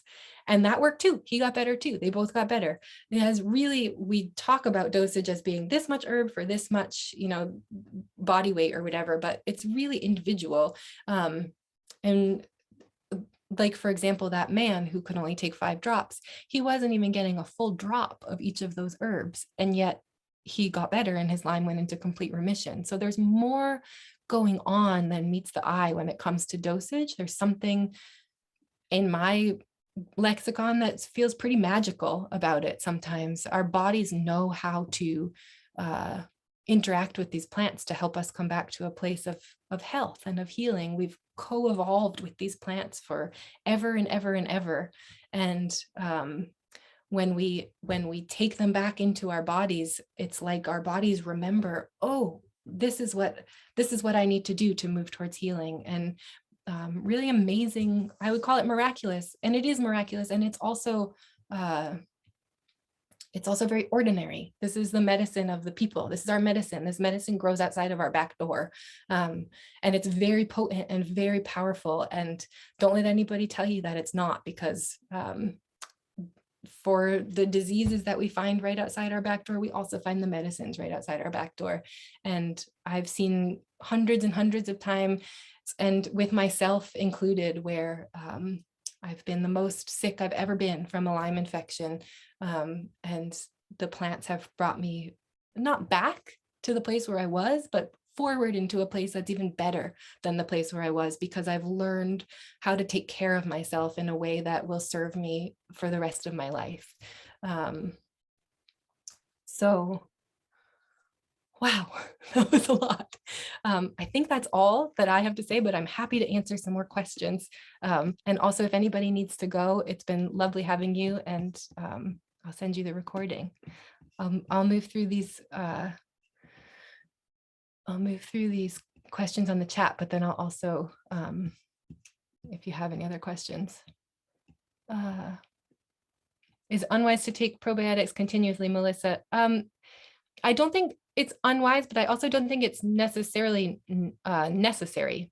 You may decide to stop and see how your digestion does, and you have cultivated a really good gut flora and can just coast there for a while. You may not really need them. Is iodine good for EBV for energy? I don't know, Cindy. I don't know the answer to that one. Can you send us a list of superfoods recommend on a regular basis? I can, Susan, although most of them are not the exotic superfoods that we tend to think of when we think of superfoods. They're just good old root veggies and leafy greens and high quality meats and fats. I don't think that we need to go to the ends of the world to find our maca and our, I don't know what they all are, but they don't have anything that we don't have. I try to remind myself that every ecosystem has a full pharmacy inherent in that ecosystem. We don't have to go to somebody else's to find what we need. We can most of the time, almost all the time, find what we need just right here in the plants, the food plants that grow where we live. I've heard that chronic yeast can become an issue after treatment. Phil, that is definitely true. Not so much with the herbal treatments, but with antibiotics for sure. And sometimes nystatin during antibiotic treatments can be helpful. Sharon, what if you react to most of the herbs? I used to never be like that, but chronic Lyme made it impossible to take so many of the basics. Sharon, are you still here? Yeah, I'm here. Oh, there you are. Have you tried taking really small, like homeopathic doses? You have? So, I mean, yeah, anything like I keep saying Jamaican dogwood, brain fog, Japanese knotweed. Like Yeah. I was just taking like 3 drops and I lost my speech. Like Yeah. I've tried like so many, like like all the things, and I've just been doing. And I immediately like or have reaction, which before that I didn't know I had Lyme until like a year ago, but I've been sick for like 15 years. Yeah. So I spent all those years doing all the nutritive herbs and everything, and like I feel like I was just trying to keep up, and the infection is like too far beyond like just doing all the supportive stuff. if that makes Right. But then when you try to add in the antibacterials, it throws you for, Always goes right, back. which makes sense. And it's not you that's being thrown for a loop. It's the fact that the Lyme is reacting and is very present in your body right now. So you feel when they are being attacked, you feel really unhappy. Yeah, that's a really good question. I would say that there's certainly still a way forward for you with the herbs. You haven't reached the end of the line by any means, but coming back around. And something that I do that can be helpful is we do this a lot with people who are dealing with chronic fatigue syndrome too, is to rotate a lot through the herbs, which you could potentially try. So you do like, I don't know what the herbs would be for you, whatever ones you feel like you have the best capacity to take right now. But I'll just say Japanese knotweed, cat's claw, and bikel skullcap, just to say those 3. You just do like one day. And maybe you have like 5 or 7 of those, and you're only taking Japanese knotweed, like 1 or 2 drops 1 day a week. And so that there's not enough time for the bigger side effects to kick in. You're just pulsing through a whole bunch of them, and then having maybe like the weekends where you're not taking anything. And then over time, maybe that either the dosage can go up, like you're doing 5 drops instead of 2, or you could do them for 2 days in a row. I wouldn't want to talk to you more to make an actual plan, but that's something that has sometimes worked for people. Emily, would knotweed supplements maybe work differently than the tincture? It could be. It could be. That's a good point, Cindy. I don't know if you've tried that, because the alcohol is getting absorbed so quickly. The supplements would be the Dragon Botanical knotweed. I don't know. Yeah. Hmm. Sharon, I would love to talk to you more. I would love to talk to you more. Yeah. It's a very individual thing, but it's not unheard of, and it's not the end of the road by any means. It just takes a little more planning and experimentation. I guess I'm also sometimes people even just put it externally right here. Have you tried that? I was trying Chinese herbs and putting in my belly button. Someone was talking about that, and just like taping that in. Because I am very sensitive to everything. It's just weird where it's like even like Eleuthero. I'm like, I used to just take dropperfuls, and now I'm just like, I can only take 3 drops or else I'll have insomnia forever. And it's not actually giving me energy. So I'm like, should I be taking this? Should I not? Like, it's just, all my herbal knowledge is just like thrown out, because I'm like, none of this applies. Right. And sometimes it almost part like of the grief that you mentioned. Totally. So yeah. Could it be the mast cells activating as well? Yeah, I have a lot of mast cell stuff. Yeah.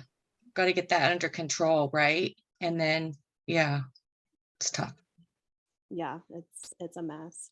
I mean, Yeah. I guess I'm also just curious, like if you feel like there's a certain point, like that's like you're too sick for certain thing, or like how do you know, like I guess I don't know how to put this into words, but like are there points where like you don't think the herbs could help like actually break through the infection? Or I think that there are times when the body is really strongly asking for a chance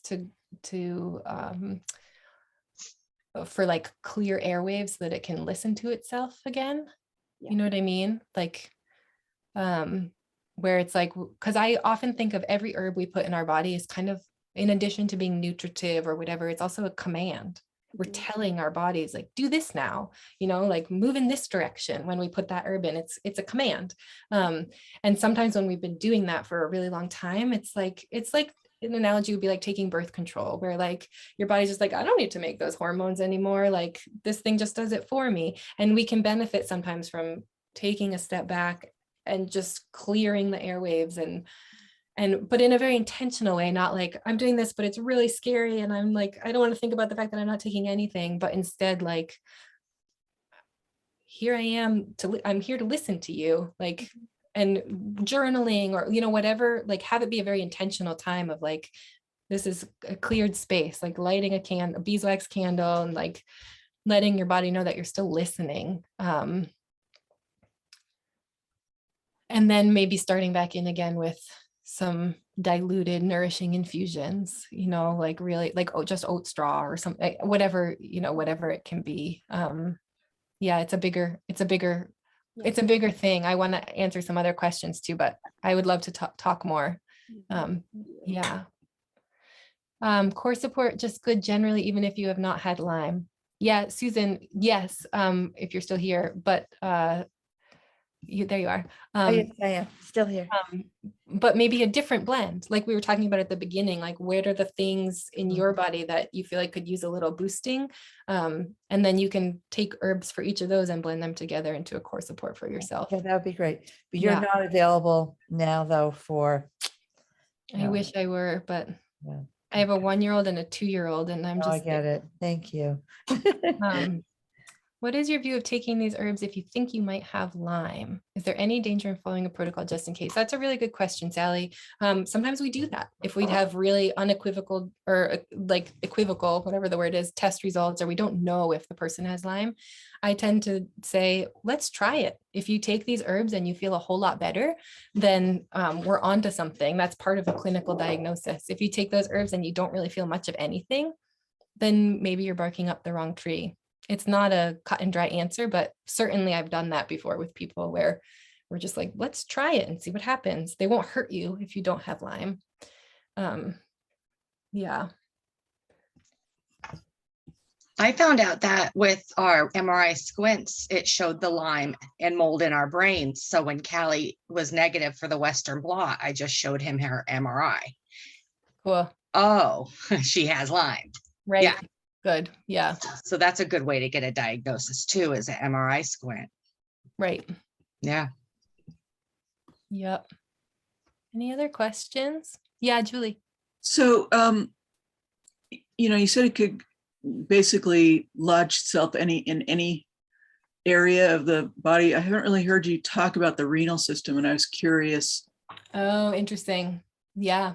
Because it sure can. Anywhere.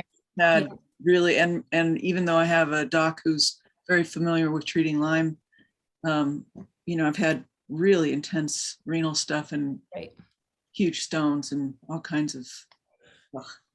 Yeah, that's really interesting, actually. Yep. I mean, it certainly can. There's no barrier between the renal system and the rest of the body that would keep the spirochetes from going there. It would be, and even in that list of symptoms at the beginning, certainly the renal system, or in particular irritable bladder, but in general, like urinary tract system, including the kidneys, can definitely be part of it.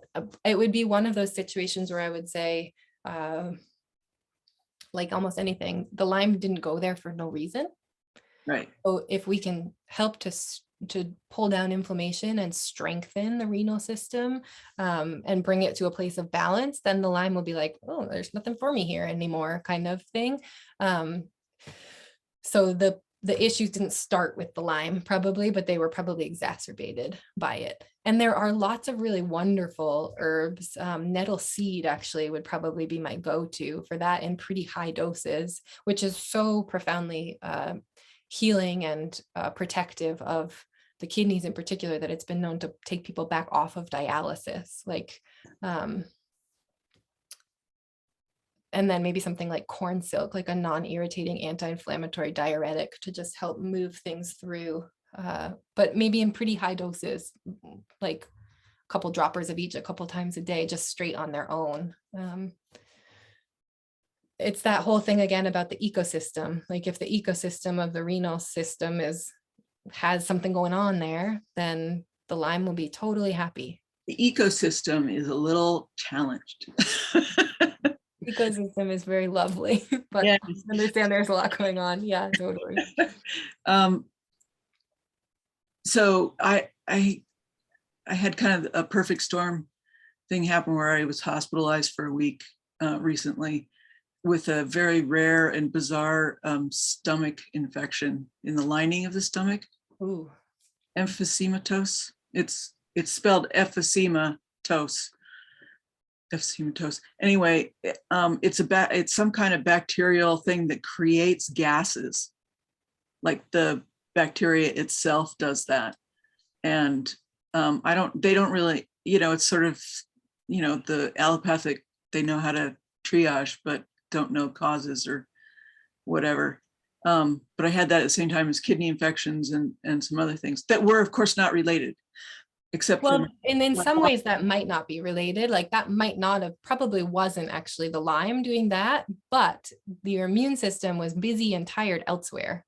So something was able to get a foothold that maybe wouldn't have been able to otherwise, right? Does that make sense? That does make sense. Just opportunistic flare up of whatever else that maybe wouldn't have happened if. Yeah, and I think that's what they say about that is that I think 60 to 80% of the people die, and they've had really immune systems and diabetes and other issues going on. But geez, well, I'm really glad that you're here. I'm glad I'm here. I'm so glad I'm here. Oh my gosh. Yeah. So, okay, well, it's interesting. The nettle seed and corn silk. I would try nettle seed and corn silk. Okay. Sally, whoa, no, I don't know what that is, Sally. Crico? It's my husband's latest symptom, but it's the top of your esophagus, the muscle there gets like hyper tensive and you feel like you're choking all the time. I just thought it might be something that you've come across before with Lyme. No, but it's not, but I would try an antispasmodic herb that has an affinity for the musculoskeletal system, like maybe wild yam. That would probably be the first one I would try, which is it's a musculoskeletal antispasmodic. To see if you could relax it. Yeah. And then maybe some kind of massage with something like maybe even like an arnica on the outside. Okay. Just like if there's any kind of inflammation there, just to try and pull it down a little bit. And also, I don't know how your husband would feel about this, but I really feel like I know that there's no separation between emotional and physical health. And I wonder sometimes when things are going on with the esophagus or the throat, especially a closing up and a tightening, it's worth thinking about or asking if the person is open, like, are there things you like need to be communicating that you're not, or do you feel like you can't speak your truth, or like those kind of questions. Like sometimes the body just mirrors what's happening in the psyche. I've had that as well. And I noticed it like almost as a reaction to certain foods. It can happen or just clamps down. But St. John's wort, oh, interesting. Tincture can be a little harsh, but I've done it with like St. John's wort oil, like in a little olive oil. externally. soothe, both externally and internally. Just externally, you could do the tincture. Right. And I would check St. John's Wort with any medications that he's on before taking it internally, but externally could be great. Thank you very much. Thank you both. One or two more questions. I'm going to have to go in just a moment, but oh, Leslie, you got a hand raised. Hi, so I am going through chronic Lyme now. I'm taking Stephen Biener's formula, the Japanese knotweed, the 2 cat's claw, Endergraph. So those 4 herbs, and my bowels are loose. And Yeah. you think I should go less or tolerate it? Are they loose enough that you're getting dehydrated? No, I don't think so. I think it's okay then. It's probably the Japanese knotweed, which is one of the side effects is loose stools. And oftentimes, I don't know, how long have you been taking that? About 3 weeks. Yeah, it might clear up within the next couple of weeks and go back to normal, or it might not. And I would say if you're, there are a couple issues. One is dehydration, and the other is that you're moving things through so fast that you're not assimilating. And if that happens, I might try just drinking some, like some red raspberry leaf tea, which is a little bit of a Yeah. binder, just to slow things down a little bit. Because I'm trying to work up to a larger dose, but I haven't gotten there yet. And you may not need to. I mean, again, on the dosage front, like Yeah. he's pretty like nuclear with those doses, and for a lot of people, it's like that unattainable and not actually healthy. So if you, I think your body tells you when you're at a place that it's enough, and if things start kind of spiraling out in other ways, like digestively or whatever, don't feel like you're not there yet. Feel like this is my dose. Yeah. Like, again, you could be a 5-drop person, but you're not. You're maybe a 3-dropper or whatever. But And do you recommend taking it on empty stomach? it doesn't matter. And for some people, it's upsetting on an empty stomach, but the alcohol is getting absorbed so quickly anyways that it's not like you're gonna, I mean, maybe if you ate a huge meal and then took it, it would slow it down a little bit, but not hardly. And then this is maybe a little silly, but when you talked about like heat, so I'm thinking, okay, so taking a hot bath would be good, right? Yep. Does it matter, like if you took the tincture close to a hot bath? It's actually ideal. Yeah, that's actually a really smart thing to do, is to take your tincture like 20 minutes before a bath or a sauna or going for a walk or whatever, so that it's fully in your bloodstream when you get that body temperature up and the Lyme comes up into the bloodstream. Yeah. Okay, good. Yeah. Yeah, this has been great. Thank you so much. Thank you. Yeah, my pleasure. All right. One last question. Anybody? I don't know if you can see me very well, but I'm just curious if you see a lot of autoimmune stuff come up. My sense has been that Lyme is like an instigator, but it seems like it's like a resilience feedback loop where you're less resilient, you're more susceptible to Lyme, but then Lyme kind of sucks out more of that resilience. So it's like you said before, what a person is prone to, but I see so much autoimmune stuff come up. Totally. Yep. Triggered by Lyme potentially. Totally. And I think that's the right word, is triggered by. And also I think it's really important to remember that in general, autoimmune issues come from a fatigue of the immune system where it's not able to respond as like gracefully as it, or appropriately as it would if it were functioning really like perfectly and obviously and had what it needed. It's like, I tend to think of it like allergies. I think of the same way, in the sense like when the immune system is really overworked and overtired, it overreacts to things that shouldn't be a big deal, like grass in the form of allergies or whatever autoimmune scenario is happening. And it's kind of like when we're overworked and overtired, we lash out at things, or we do things that aren't actually sustainable just because we're frazzled. And I think on like in a very basic analogy kind of way, the immune system is really similar in that if it's being pulled in a bunch of different directions or being constantly barraged by the Lyme or whatever it might be, that it tends to get triggered exactly more easily towards other maladaptive behaviors like autoimmune issues. And when there's autoimmune in conjunction with the Lyme, I would really turn to like reishi in particular. And cordyceps too would be helpful to really try and modulate that immune response and pull down the overactive autoimmune stuff without suppressing immune function, which would be a big mistake. If you go to an MD for an autoimmune issue, they want to give you an immune suppressant, Right. Which is really bad with Lyme. We don't want to do that. It's being suppressed enough as it is. So working with those immunomodulators is like, we've got something really great going on with those mushrooms and herbs there. Yeah. The other question I had was, I'm curious your take on echinacea in specific to like more of a long-term protocol.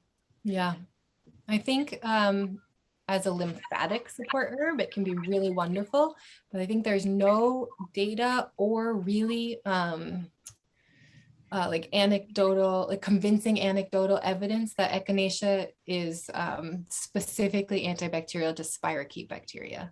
Mm-hmm. So as a support in the formula to kind of rev up immune function and support lymphatic function, sure. But as an antibacterial, there are way better ones. That makes sense to me because I've seen it be used as a cooling herb, which is more of like its lymphatic actions rather than its immune stimulating or antiviral, antimicrobial. Right. Yeah. So, yeah. Totally. Yeah. Yeah. Good to see you. It's Nice. been a long time. Yeah. All right. Well, thank you all. Lovely to see you. Thanks for coming. I'll send some follow-up in the next couple of days. Thank you for your generosity and your time and your wisdom. Thanks, Julie. We'll see you all. Thanks, Emily. It was great. Thank Good you to so see you, much. Peggy. Thank you. Okay. Bye-bye.